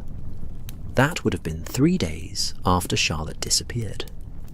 He looks up at Sir Richard. Did your daughter have access to significant funds? Could she have paid for an expensive journey? She had her own inheritance from her mother, Sir Richard confirms. Several £1,000s that she could access without my approval or knowledge. I never thought to check her accounts after she vanished. It seemed an invasion of her privacy, and I kept hoping she would return, and I would apologize for doubting her. We'll need to examine those accounts, Holmes says. Large withdrawals would confirm she paid for passage on this mysterious railway. Watson, make a note to visit her bank this afternoon. He continues his examination, eventually discovering a hidden panel in Charlotte's desk, a small concealed compartment containing a journal written in her own hand. The entries are recent, dating from the 2 weeks before her disappearance, and they describe in detail her investigation into the underground railway system, her contact with representatives of the organization that operates it, and her decision to take passage on the Midnight Express. Holmes reads aloud from the journal. They have shown me proof that the experience is genuine, that the threshold can be crossed, that consciousness can be transformed through proper preparation and guidance. I am both terrified and exhilarated by the prospect. Tomorrow, I meet with the threshold conductor, who will evaluate my suitability for passage. If I am accepted, I will journey on the Midnight Express within the week. If successful, I will document everything for future researchers. If I do not return, then perhaps the answer to the greatest questions is worth any price. Sir Richard has covered his face with his hands. She went willingly, he says, his voice breaking. She paid them to take her somewhere, to do something to her, and I never knew. I never protected her. You couldn't have known the danger, Holmes insists. These people are sophisticated in their deceptions. They target intelligent, curious individuals and offer them exactly what such minds crave: mystery, transformation, the promise of knowledge beyond ordinary reach. Your daughter was not foolish. She was courageous to the point of recklessness. He closes the journal carefully. The question now is whether she ever returned from her journey, whether she is being held somewhere against her will, or perhaps in some altered state that prevents her return, or whether, and I say this as gently as possible, Sir Richard, whether she suffered some misadventure from which she could not recover. We must prepare ourselves for any possibility. But you'll search for her? Sir Richard asks desperately. You'll use what you've learned to find her, or determine what happened. I shall do everything in my power, Holmes promises. The investigation I began last night has now become more urgent and more personal. We are no longer simply exploring a mystery, but attempting to rescue or recover someone who may still need our help. We depart the Blackwood residence with Charlotte's journal and the collection of materials Holmes has assembled, leaving Sir Richard with instructions to contact us immediately if he remembers anything else, or if any new information emerges. The carriage returns us to Baker Street, where Holmes immediately resumes his analysis, now with the additional focus of finding one specific missing person among what may be many who have vanished into the underground network.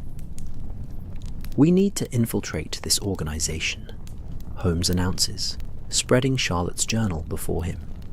We need to present ourselves as potential passengers, to be evaluated and potentially accepted for passage on the Midnight Express.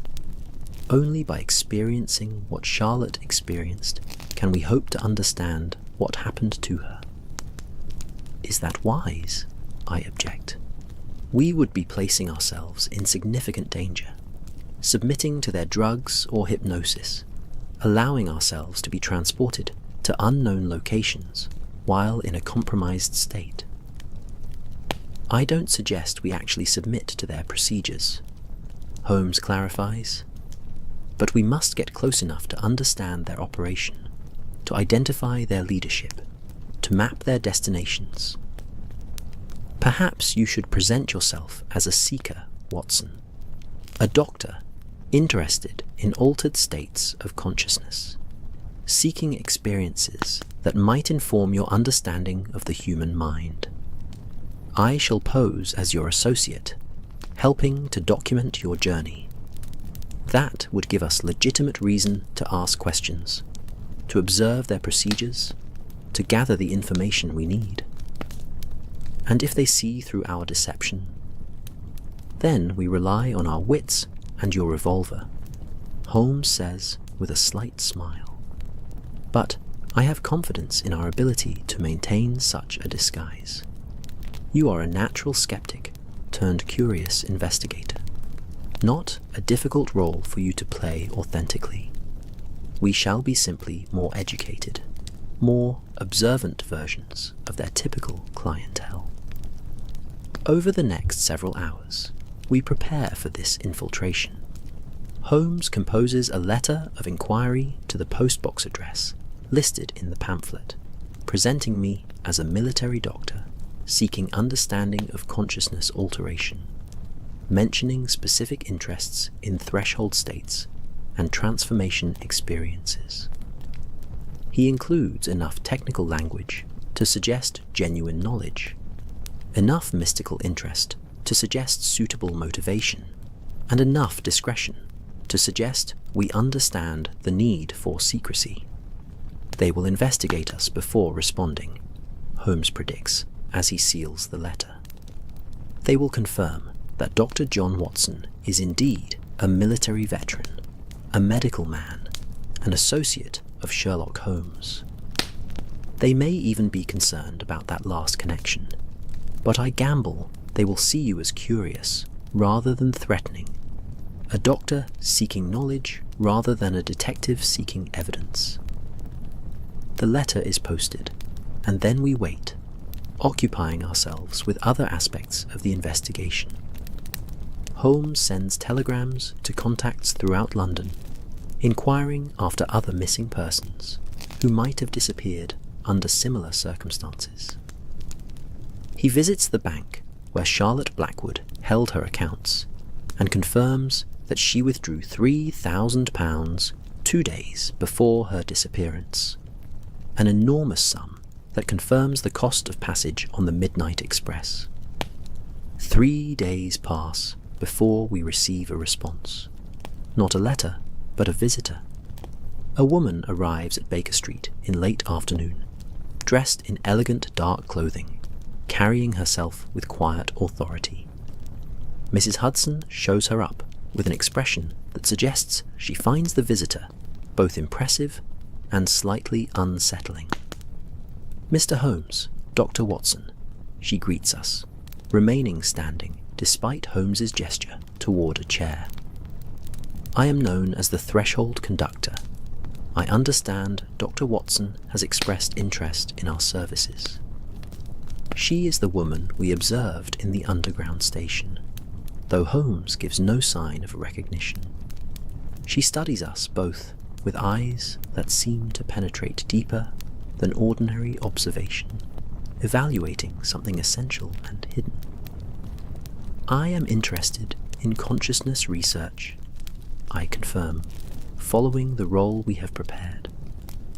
"My medical training and military experience have shown me that the human mind is capable of states far beyond ordinary waking consciousness. I seek to understand these states more fully, to experience them in controlled conditions that might provide insight unavailable through conventional means." "And Mr. Holmes?" She turns her gaze to him. "What is your interest in this matter?" "I am a scholar of unusual phenomena," Holmes replies smoothly. "Dr. Watson's investigation interests me from a philosophical and epistemological perspective. If such transformative experiences are genuine, they represent challenges to consensus reality that deserve serious attention. I would document his journey and provide analysis of what occurs." The conductor considers us both for a long moment. "You understand that the Midnight Express is not a theatrical experience or an entertainment. Those who journey with us undergo genuine transformation, experience genuine threshold crossing. Some who depart do not return in the same state they left, or do not return at all. This is disclosed to all potential passengers. Do you accept these conditions?" "I do," I affirm, while internally my heart races with the implications of her words. "Then you must undergo evaluation," she states. 3 sessions of preparation, during which we will determine your suitability for threshold passage. If you are found suitable, you will be scheduled for departure on a date selected for optimal conditions. If you are found unsuitable, you will be returned your deposit and asked to speak of these matters to no one." "That seems reasonable," Holmes agrees. "When would these evaluations occur?" "Beginning tomorrow evening," she replies. "Come to this address at 9 o'clock. She hands Holmes a card bearing an address in Clerkenwell, the same district where the postbox was located. "Bring nothing but yourself and your intentions. We provide everything necessary." She moves toward the door, then pauses and looks back. Dr. Watson, I should mention, others have sought our services under false pretenses, attempting to infiltrate our organization or expose our practices.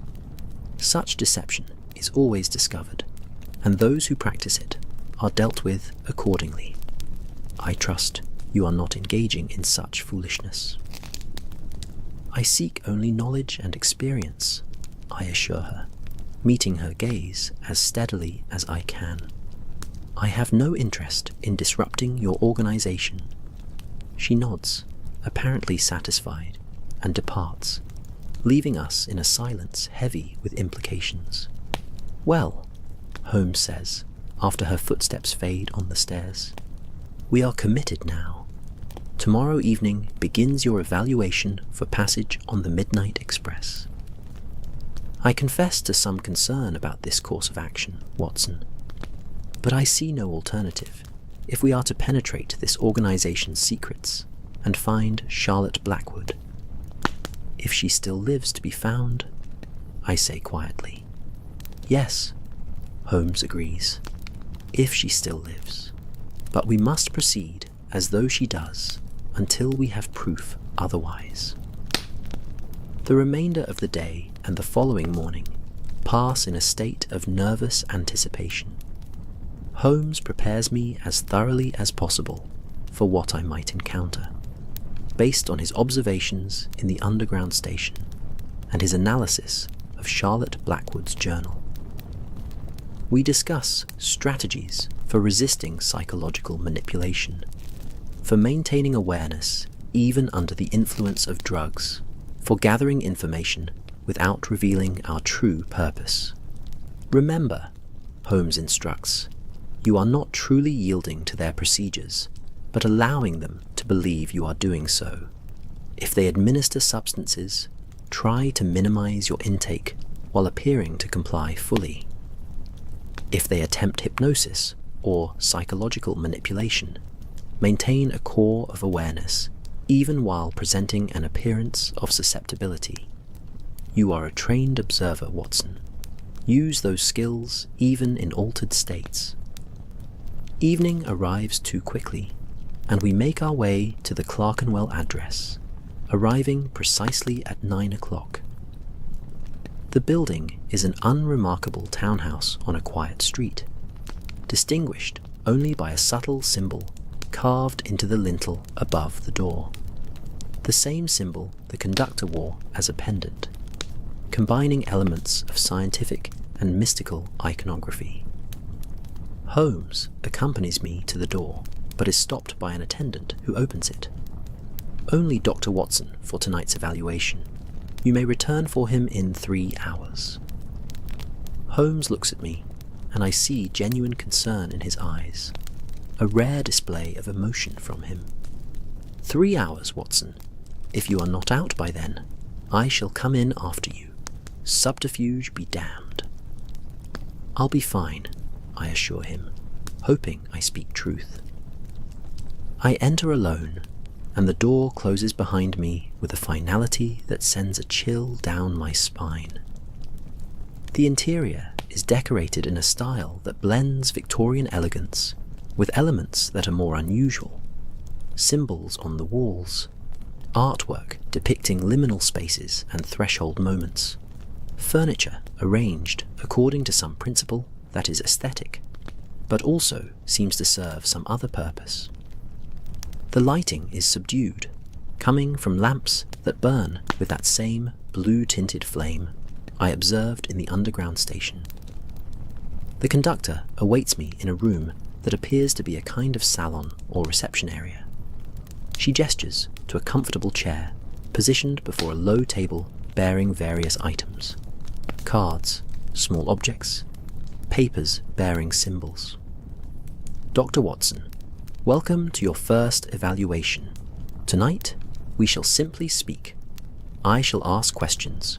You shall answer truthfully, and through this conversation, we shall begin to determine your suitability for threshold passage.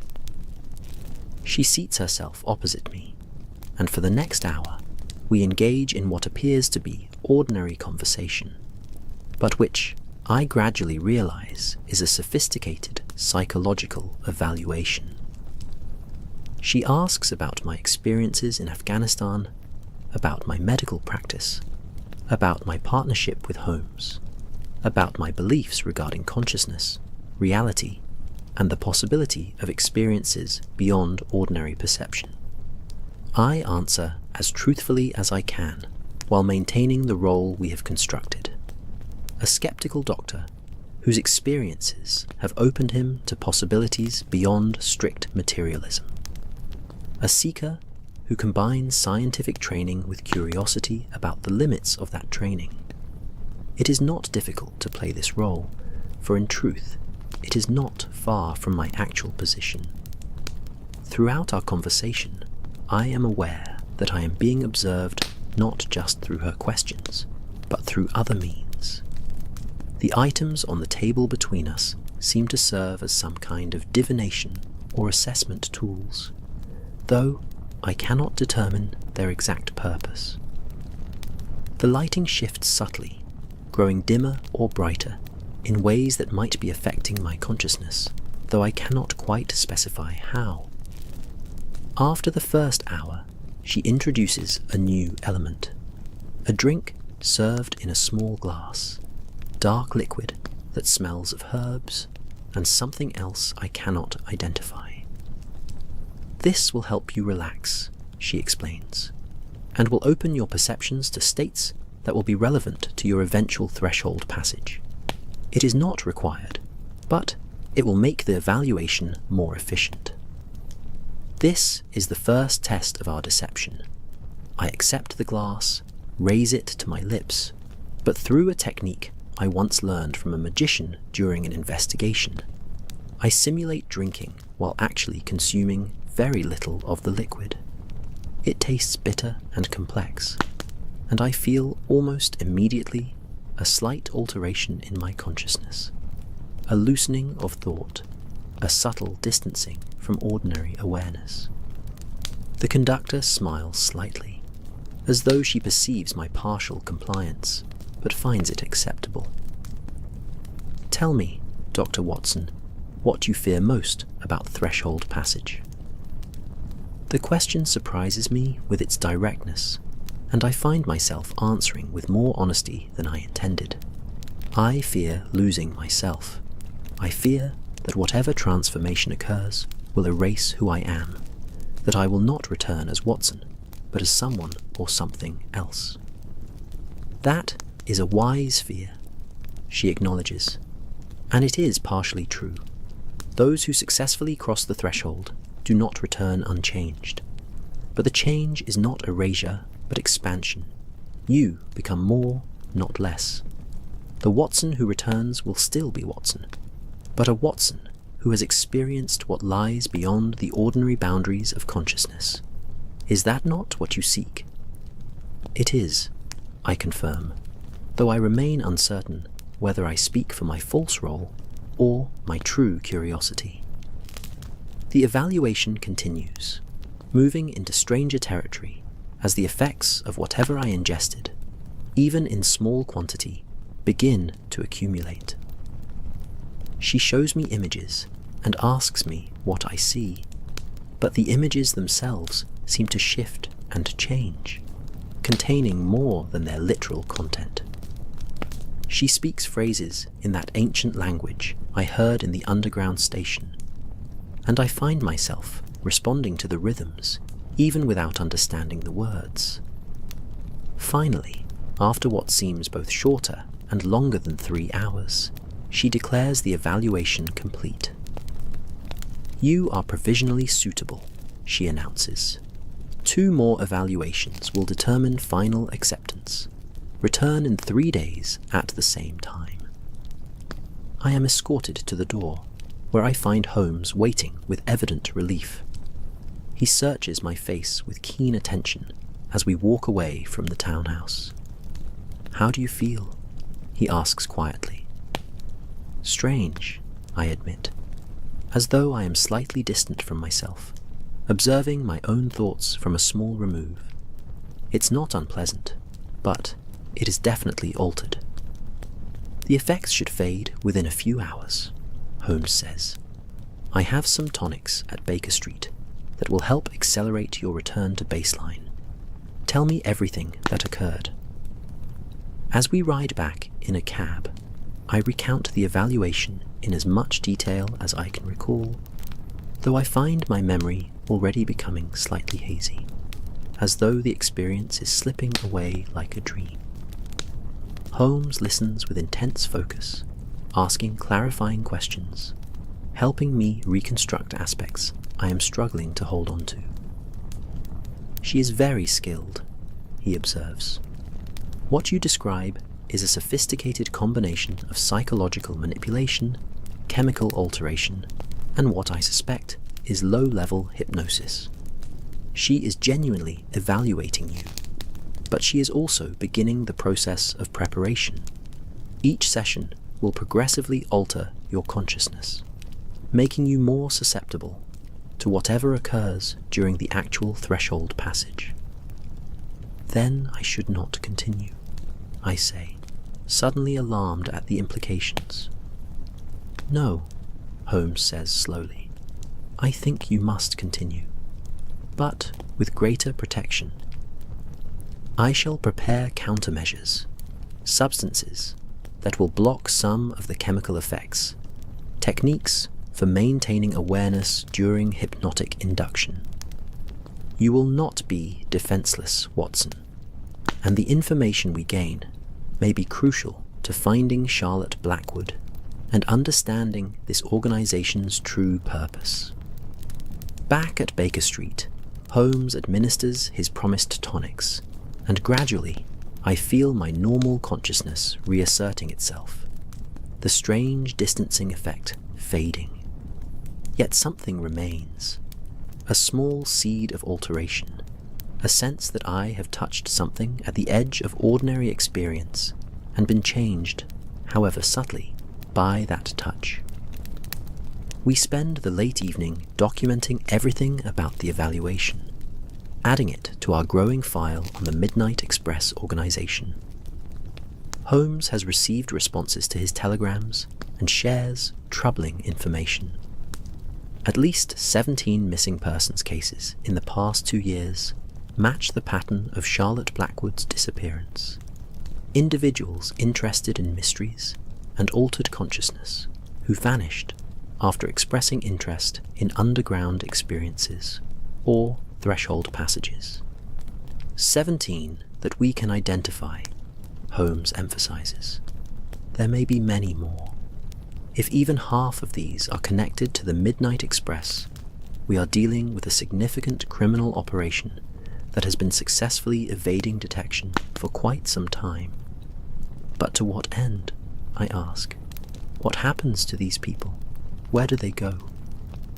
That, Holmes says, is precisely what we must discover, and we have only 2 more evaluations to learn everything we can before you are expected to board that train and journey to wherever it leads.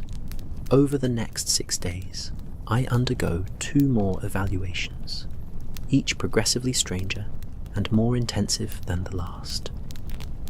Holmes provides me with chemical countermeasures, substances that partially block the effects of whatever the conductor administers, allowing me to maintain greater awareness while appearing to succumb to the intended alterations. He teaches me techniques for resisting hypnosis, for maintaining a core of conscious observation, even when surface awareness seems to dissolve. The second evaluation involves more elaborate procedures. I am taken to a chamber beneath the Clerkenwell townhouse, a room lined with mirrors and lit by candles that create disorienting multiple reflections. Music plays, strange atonal compositions that seem to vibrate in my bones rather than my ears. The conductor leads me through a series of movements and breathing exercises that she describes as threshold preparations, physical practices designed to open consciousness to expanded states. I participate while observing, maintaining that dual awareness Holmes has taught me to cultivate. I see that others are undergoing similar preparations in adjacent rooms, glimpsed through doorways, heard through walls. This is not a small operation, but something systematic, processing multiple candidates simultaneously. The third evaluation is the most intense. I am brought to what the conductor describes as the threshold chamber itself, a room that she claims exists partially in this world and partially in another, a space where the boundary between states can be most easily crossed. The room is decorated with symbols from multiple traditions, arranged in patterns that seem to shift when I'm not looking directly at them. The air feels thick, almost liquid, and sounds echo strangely, arriving delayed or repeated in ways that should not occur in an ordinary enclosed space. Here, I am given a larger dose of the consciousness-altering substance, more than Holmes's countermeasures can fully block. I feel myself slipping away from normal awareness, descending into a state where distinctions between self and other, between interior and exterior, begin to blur.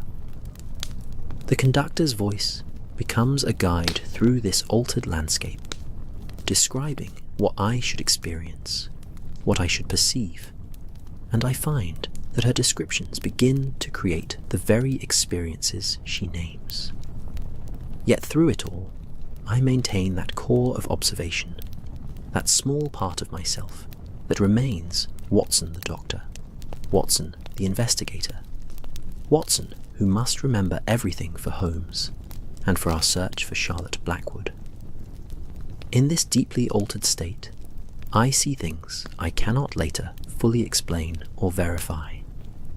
I perceive the room as existing in multiple versions simultaneously, the physical space with its symbols and candles, but also other spaces that occupy the same location but in different dimensions, states. I lack vocabulary for what I seem to perceive. I see figures moving through these spaces, other passengers, other threshold seekers, existing in various stages of transition between ordinary consciousness and something else. And I see, or seem to see, Charlotte Blackwood. She stands, or floats, or exists in one of these parallel spaces, recognizable from the photograph Sir Richard showed us, but changed, ethereal, present, but not quite substantial. She looks at me with eyes that hold both recognition and profound distance, as though she knows who I am, but speaks from a place so far away that connection is nearly impossible.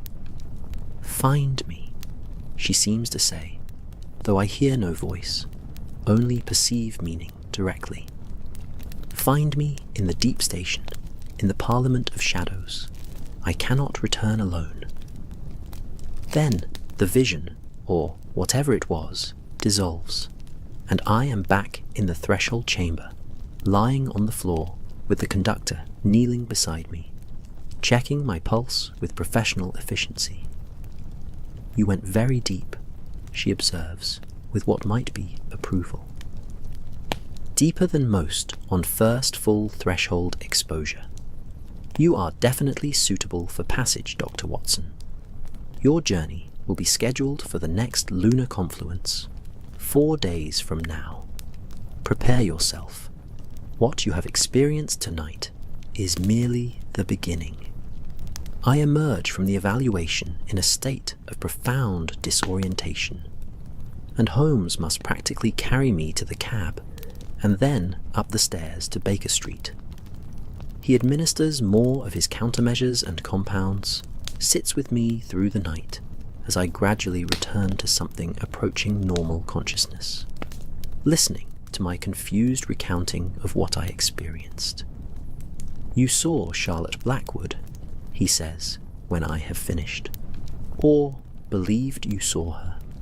The question is whether this was a genuine perception. Somehow you actually perceived her presence in whatever altered state she exists within. or whether the conductor planted that image in your mind through suggestion, creating a vision designed to test your readiness or to achieve some other purpose. It felt real, I insist, though even as I speak, I feel doubt creeping in. She spoke to me, Holmes. She said to find her in the Parliament of Shadows. That was one of the destinations listed on the underground station schedules. Do you remember? Then we must rescue her, I say. I must board that train, journey to this Parliament of Shadows, and bring her back. Perhaps, Holmes agrees cautiously. But we must also prepare for the possibility that this is a trap, that the organization suspects our investigation and is luring you into a position where you will be vulnerable and under their complete control. The vision of Charlotte may be calculated to ensure you board that train despite any misgivings. What do you suggest? I suggest we use these 4 days to prepare as thoroughly as possible. I shall map every possible route through the underground tunnels, identify every entrance and exit, recruit support from those few at Scotland Yard whom I trust completely. When you board that train, you will not be alone. I shall be following through parallel tunnels, tracking your route, ready to extract you if the situation turns dangerous. And if I do find Charlotte, then we bring her out, along with any other prisoners or victims we discover. But we do so carefully, Watson, with full awareness that we are moving against an organization that has demonstrated both sophistication and ruthlessness. The next 4 days pass in intense preparation. Holmes spends hours in the underground, mapping routes, identifying access points, recruiting a small team of trusted individuals who will position themselves at strategic locations. Inspector Lestrade is brought into our confidence, and though he expresses profound skepticism about the entire affair, he agrees to have constables ready to respond should Holmes signal for assistance. I prepare myself psychologically and physically, knowing that I will be ingesting significant quantities of consciousness-altering substances, that I will be placed in situations designed to break down my normal awareness and replace it with something else. Holmes provides me with hidden antidotes, with tools of communication, with techniques for maintaining core awareness, even in extreme circumstances. Sir Richard Blackwood is informed that we may have located his daughter, though Holmes cautions him against hoping too strongly. We have an indication, not a confirmation, he explains, and even if we find Charlotte, she may not be in a state that permits immediate return to normal life. What has been done to her may require long recovery. On the evening of my scheduled departure, Holmes and I stand in the rooms at Baker Street, and I feel the weight of what we are attempting settle fully upon me. This is no ordinary investigation, no simple matter of observing evidence and deducing conclusions. This is a descent into controlled madness, a journey into spaces that exist in the margins of ordinary reality, a confrontation with people who have mastered techniques of consciousness manipulation to achieve ends we can only partially understand. Watson, Holmes says quietly, gripping my shoulder in a rare display of physical affection. I want you to know that if this becomes too dangerous, if you signal for extraction, I shall come immediately without hesitation or judgment. You need prove nothing through foolish courage. Our goal is information and rescue, not martyrdom. I understand, I assure him. And Holmes, if I don't return, or if I return changed beyond recognition, there are letters in my desk drawer. For Mary, for my family, for you. Just in case. "I shall not need to read them," he says firmly, "for you shall return, whole and sound, with Charlotte Blackwood if she can be found. I have confidence in your strength, Watson, and in our preparation." At 9 o'clock, we depart for the meeting point specified by the conductor, not the Clerkenwell townhouse, but a location in Whitechapel, near the entrance to the Underground. Other passengers are gathering, perhaps a dozen individuals, all with that same expression of nervous anticipation, of curiosity mixed with fear. We are the seekers, the threshold passengers, about to board the midnight express for journeys to destinations beyond ordinary maps. The conductor appears, moving among us, speaking quietly to each passenger, providing final instructions. When she reaches me, she studies my face with that penetrating gaze, as though seeking any sign of deception or doubt. "Dr. Watson, are you prepared for threshold passage?" "I am prepared," I confirm. "Then come. The train awaits, and the confluence is optimal. Tonight, you shall journey beyond the veil and discover what lies in the spaces between ordinary consciousness. Tonight, you shall visit the Parliament of Shadows and witness what few ever witness." She leads our group through a side entrance. Downstairs, I remember from my first descent with Holmes and Tibs, into the Underground, where the midnight express waits with steam rising and windows glowing with that strange blue-purple light. I glance back once and see Holmes in the shadows, watching, ready to follow. Then I turn and board the train, taking a seat in the third carriage, surrounded by other passengers who appear as uncertain and determined as I feel. The conductor and her assistants move through the carriages, providing each passenger with a small glass containing liquid that glows faintly in the dim light. "Drink when the train begins to move," she instructs. The threshold preparation must coincide with the moment of departure. Trust the process, surrender to the experience. You will be guided. I hold the glass, feeling its strange warmth, smelling its complex herbal bitterness. In my pocket, I carry Holmes's antidote, ready to take it immediately after consuming this potion, hopefully before its full effects manifest. But I must convince any observers that I am fully participating, fully surrendering. The train lurches into motion with a familiar railway rhythm, wheels clacking on rails, steam engine roaring. The passengers raise their glasses in a kind of collective toast, then drink. I drink with them, feeling the liquid burn down my throat, tasting complexity beyond any ordinary preparation.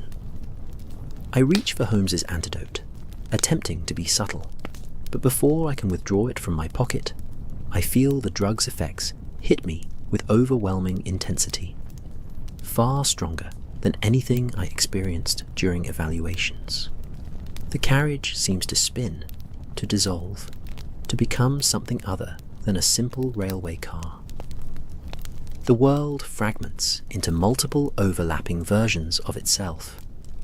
I see the ordinary carriage with its seats and passengers, but I also see the same space rendered in different colours, different geometries, populated by figures that are and are not the same individuals who boarded this train. Sound becomes visual.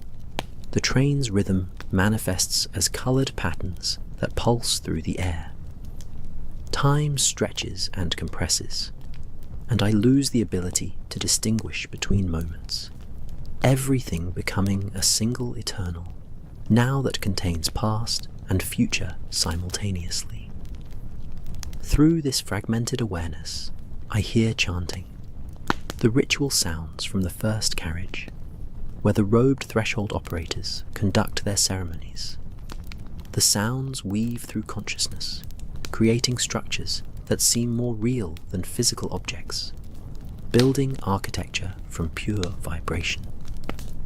The train descends. I perceive this, though I have no clear sense of how I perceive it. We spiral downward through layers of the underground, through tunnels that exist in multiple dimensions simultaneously, passing through stations that appear and vanish like dreams. The threshold market, where ghostly vendors sell impossible goods. The confluence chamber, where rivers of liquid light flow through darkness. The gardens of midnight, where impossible flowers bloom in coloured shadow. And then we arrive at the deepest station, the final destination, the Parliament of Shadows. The train stops, and the conductor's voice penetrates my fractured awareness.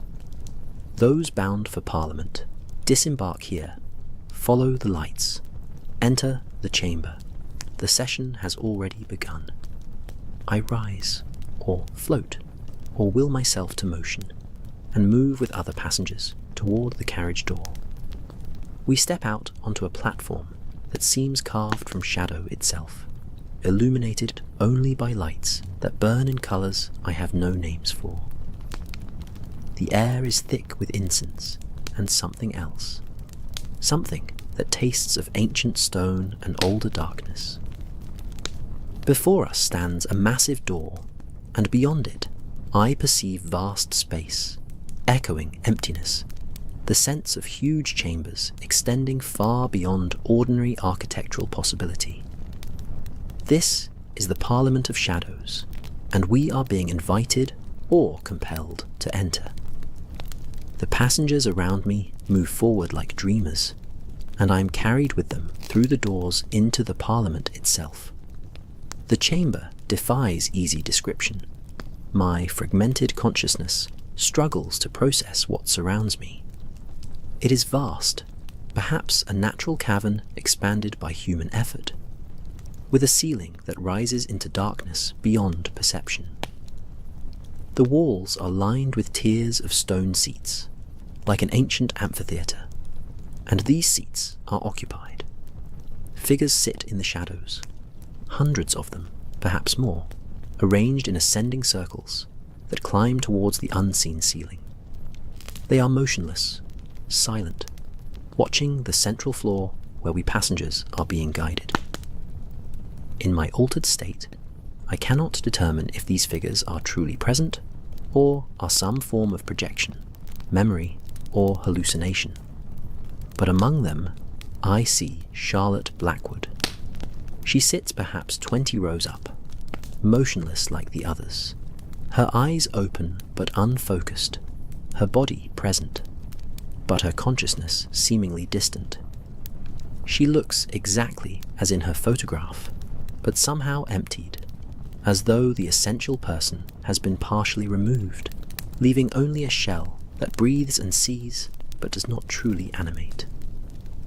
I try to call out to her, to move toward her, but my voice produces only a whisper that dissolves into the vast space, and my body does not respond to my will. I am being guided by the conductor, by her assistants, by forces I cannot quite perceive, to a seat on the central floor, facing a raised platform where additional robed figures are arranging themselves. One of these figures steps forward, and even in my profoundly altered state, I recognize authority and purpose in the movement. This is someone of high rank in this organization, perhaps the leader or master of this entire operation.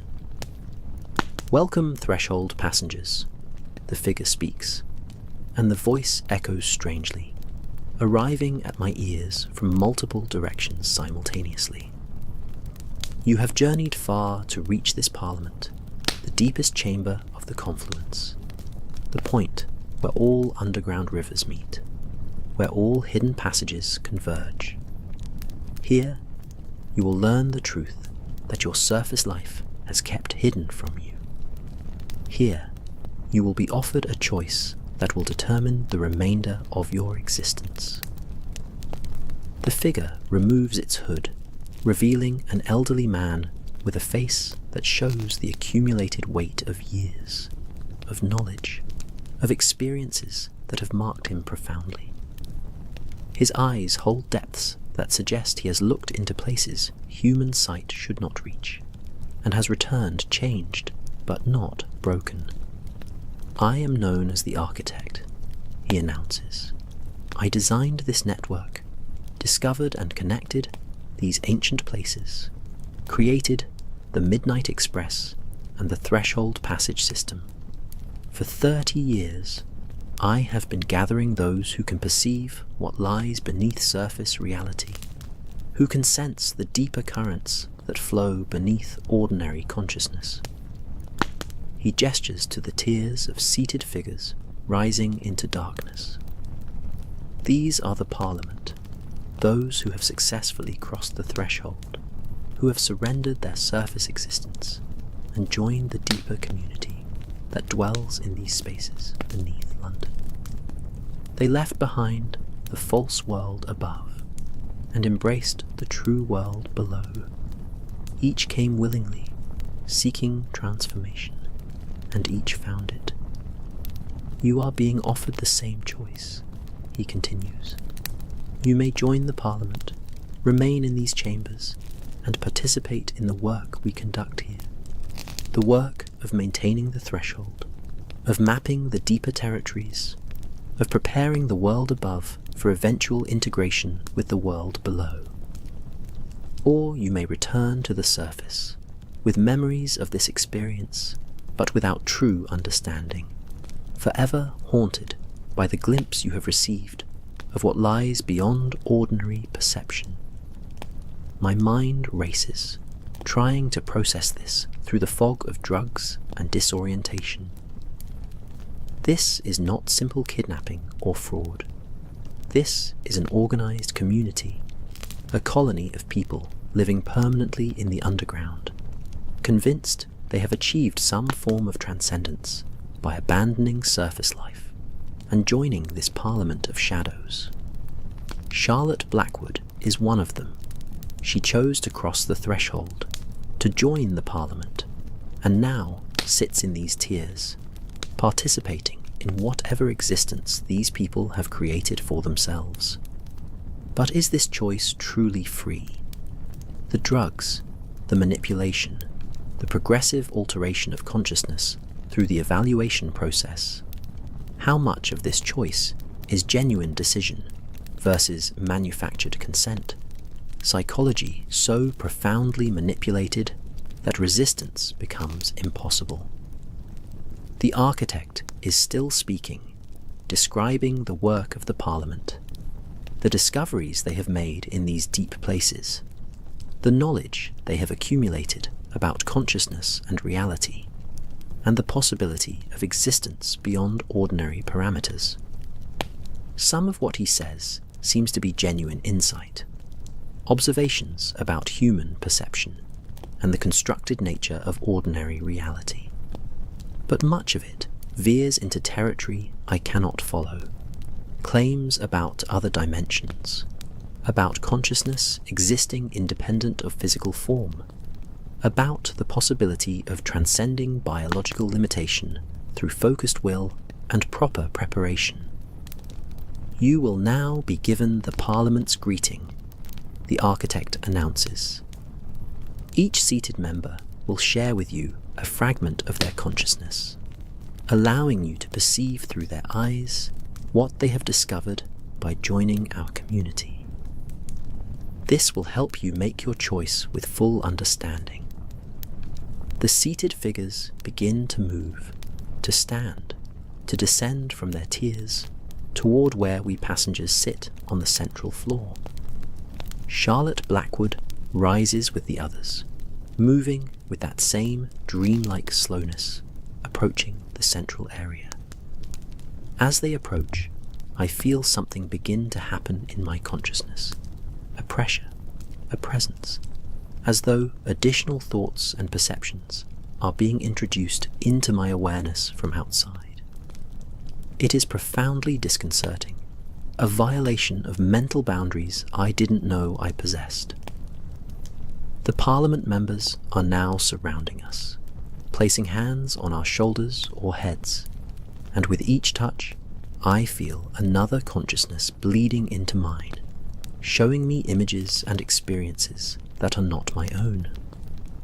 I see the underground from 100 perspectives, perceive the interconnected network of chambers and passages as an integrated whole, understand the complex social structure the Parliament has created in these hidden depths.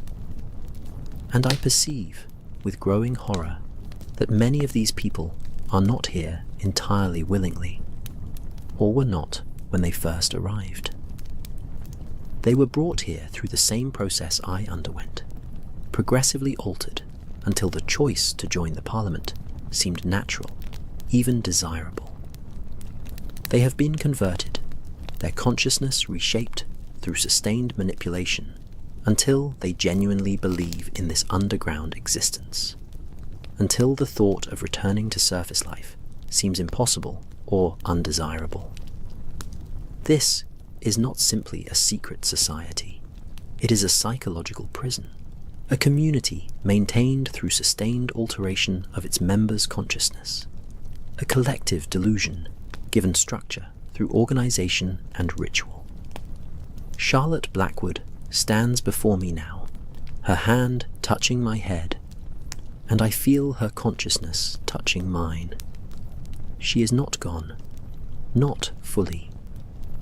Some essential part of Charlotte remains, trapped within the altered state, aware but unable to act, watching her own life unfold as though from a great distance. She wants to leave, wants to return to her father, to her normal life, but cannot. The alterations have been too profound, the psychological manipulation too thorough. Through this connection, I manage to send a thought. I am here to help. I am not what I seem. Hold on. And I feel her recognize this. Feel a spark of hope ignite within her trapped consciousness. But then, the connection breaks as she moves on to the next passenger, and I am left struggling to maintain my own consciousness against the accumulated weight of the Parliament's collective awareness pressing in on me from all sides. The architect's voice cuts through the overwhelming sensory and psychological input. You have now perceived what we offer. What is your choice? Will you join the Parliament of Shadows, or will you return to the surface, forever incomplete?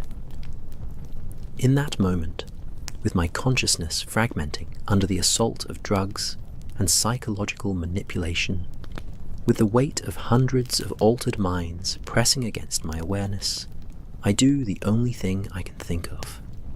I call out, not with my voice, which barely functions, but with my mind, projecting thought as forcefully as I can in the direction I hope Holmes is positioned. Help. Now. Parliament chamber. Armed response needed. And then I surrender to the overwhelming experience, allowing my consciousness to sink into the collective awareness of the Parliament, becoming apparently one with them while maintaining, somewhere deep within, that core of Watson awareness that Holmes taught me to protect. The architect approaches me along with the conductor, and they speak words I can barely comprehend, asking questions I answer with responses that bubble up from some part of me that has learned to say what they want to hear. I am being processed, evaluated for final acceptance into the Parliament, inducted into this underground community. Time loses meaning. I am in the Parliament chamber, surrounded by altered minds, participating in rituals and discussions that feel both profound and utterly alien. Charlotte is near me sometimes, and I catch glimpses of her trapped consciousness, looking out through eyes that have been taught to see only what the Parliament wants them to see. I am sinking deeper, feeling my own consciousness beginning to fragment, beginning to accept the Parliament's reality as true reality, when suddenly, sound. Voices calling out in tones of authority and alarm. Lights. Bright electric torches cutting through the chamber's dim illumination. Running footsteps echoing from stone walls. Scotland Yard. Nobody move. This is a police action.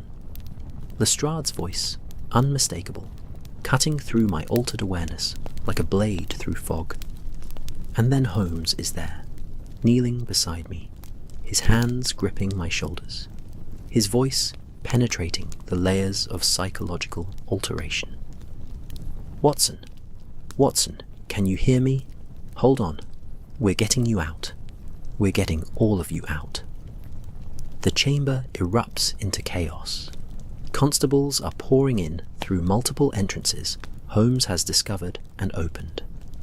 The Parliament members are confused, disoriented, unable to respond effectively because their consciousness has been so profoundly altered that they can barely process this sudden intrusion of surface reality. The architect and the conductor are attempting to flee, but Lestrade's men cut off their escape. Holmes is lifting me, supporting me, and I try to tell him about Charlotte, but my voice still won't fully function. He seems to understand anyway. We're collecting everyone. Medical assistance is coming. You did well, Watson. You found them. Now let us take care of the rest. I am carried from the Parliament chamber through passages that seem slightly more ordinary, with Holmes's steady presence and the constable's electric torches lighting the way.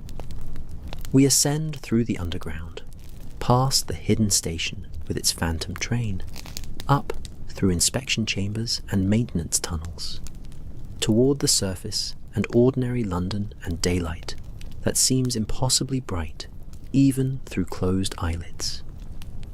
I am brought to an ambulance, a real ambulance, not the phantom conveyances of the underground, and medical personnel examine me, providing antidotes and tonics that begin to clear the drugs from my system. Holmes remains at my side, describing what happened in the hours after I descended. I tracked the train through parallel tunnels, he explains, mapping its route, identifying the Parliament chamber's location. It took longer than anticipated. The route spiraled through layers of ancient construction, through passages I didn't know existed. But eventually, I found the chamber, observed what was occurring, and signalled Lestrade to move with the constables I had pre-positioned. We came as soon as I perceived you were in genuine danger of being lost to the Parliament's manipulation. Charlotte, I managed to ask, my voice finally beginning to function. Being cared for in another ambulance. She's severely affected by sustained consciousness alteration, but the doctors believe she will recover with proper treatment. Sir Richard has been notified and is coming immediately. Around me, I can see other passengers being helped into ambulances, other Parliament members being led out blinking into the sunlight, confused but not resisting. Some appear relieved, as though they have been waiting for rescue. Others seem distressed, as though their entire reality has been disrupted. All will require extensive psychological treatment to recover from what has been done to them. The architect and the conductor are in custody, along with a dozen other leaders of the organization. Lestrade is coordinating the investigation, documenting the underground chambers, the hidden railway system, the elaborate apparatus of psychological manipulation and consciousness alteration. It will be years sorting out this mess, Lestrade says, stopping by the ambulance where I rest. Dr. Watson, you took an extraordinary risk. I'm not sure I'd have had the courage. Neither am I admit. But it was necessary. They needed to be stopped. Over the following days and weeks, the full scope of the Midnight Express organization emerges.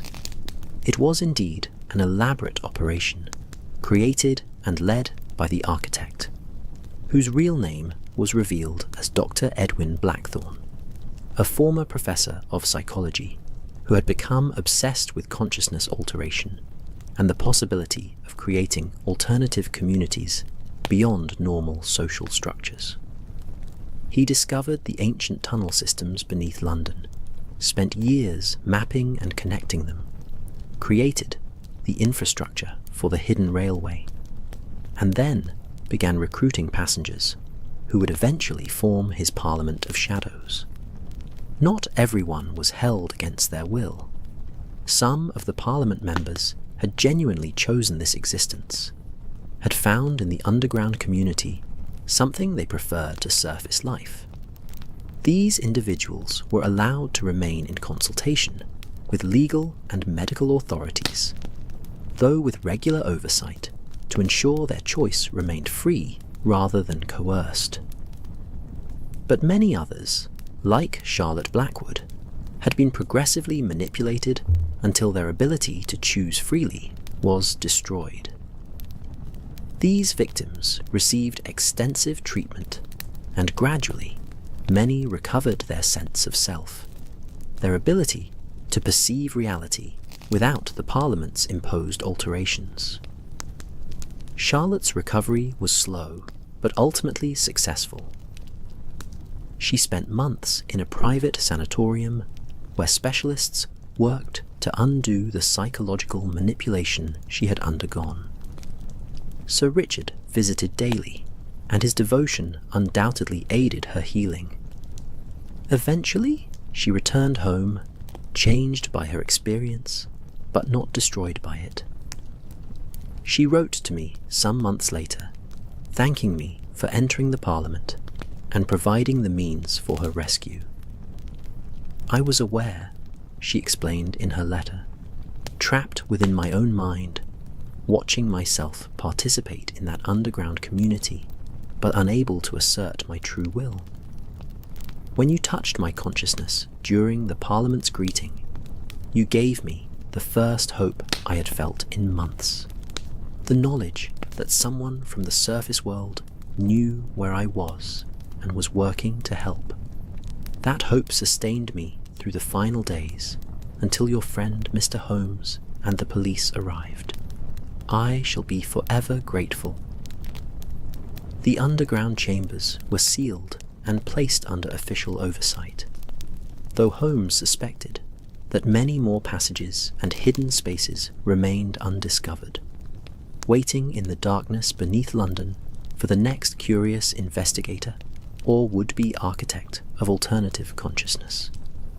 It is evening now at 221 B. Baker Street, some weeks after these events concluded.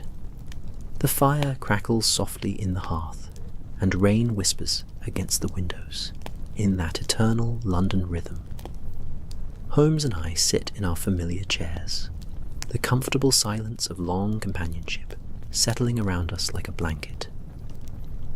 "You never told me," I say quietly, breaking the silence, "how you received my mental call for help.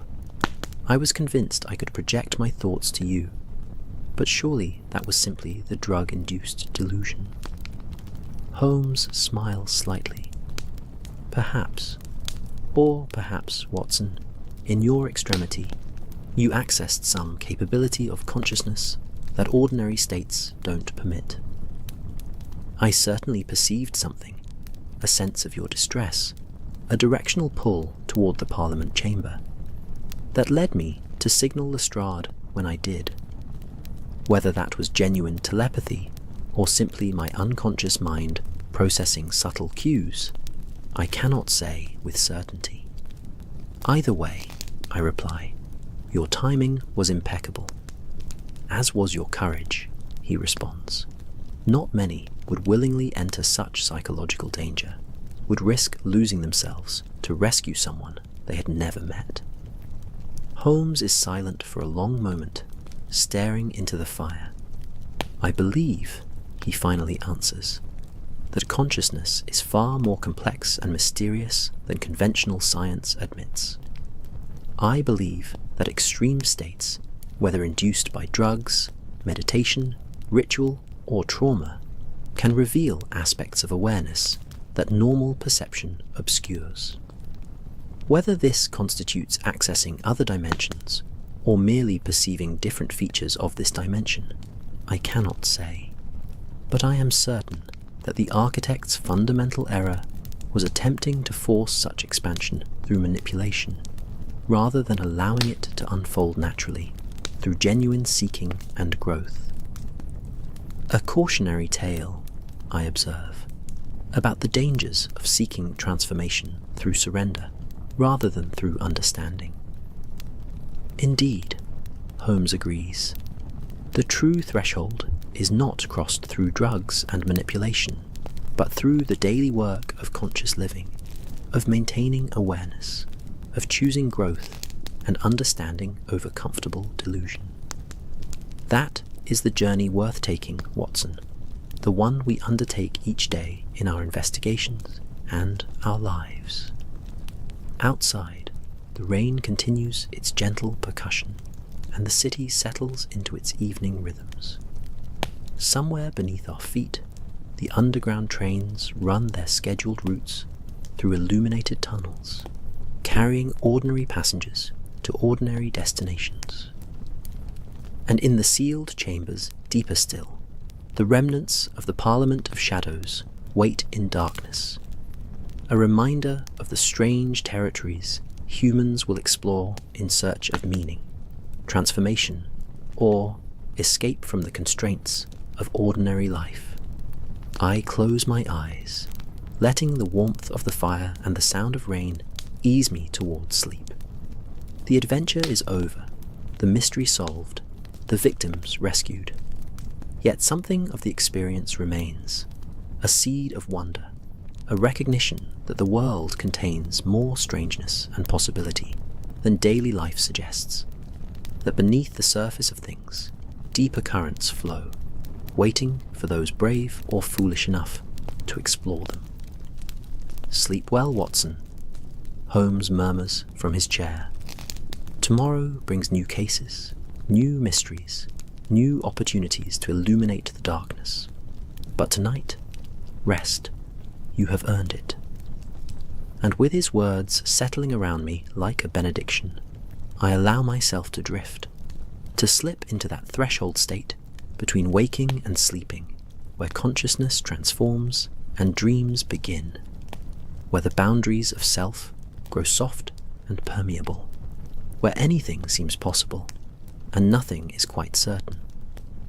The fire crackles, the rain whispers, the city breathes its endless rhythm beyond our windows, and sleep comes gently, carrying me away into comfortable darkness, into dreams that are simply dreams, into rest that is simply rest, into the ordinary mystery of consciousness, surrendering itself each night to the necessary strangeness of sleep. Good night, dear traveller. Good night, wherever you are in this vast world, listening to these words in your own moment of quietness and transition. If you found some peace in this journey we have taken together, I would be honoured if you chose to subscribe to see more stories like this one, more mysteries to ease you towards sleep, more adventures that balance engagement with relaxation, more gothic tales that celebrate the wonder of the strange without sacrificing the comfort of resolution. May your dreams be peaceful, may your sleep be restorative, and may you wake refreshed, ready to face whatever mysteries await in your own daily life. Remember that you carry within yourself the courage of Charlotte Blackwood, the wisdom of Sherlock Holmes, and the steady companionship that sees us through even the darkest passages toward light and safety once more. Sleep well, sleep deeply. Let the stories and the rain and the firelight carry you gently across that threshold. We all must cross each night into the necessary darkness that precedes each new dawn. Good night.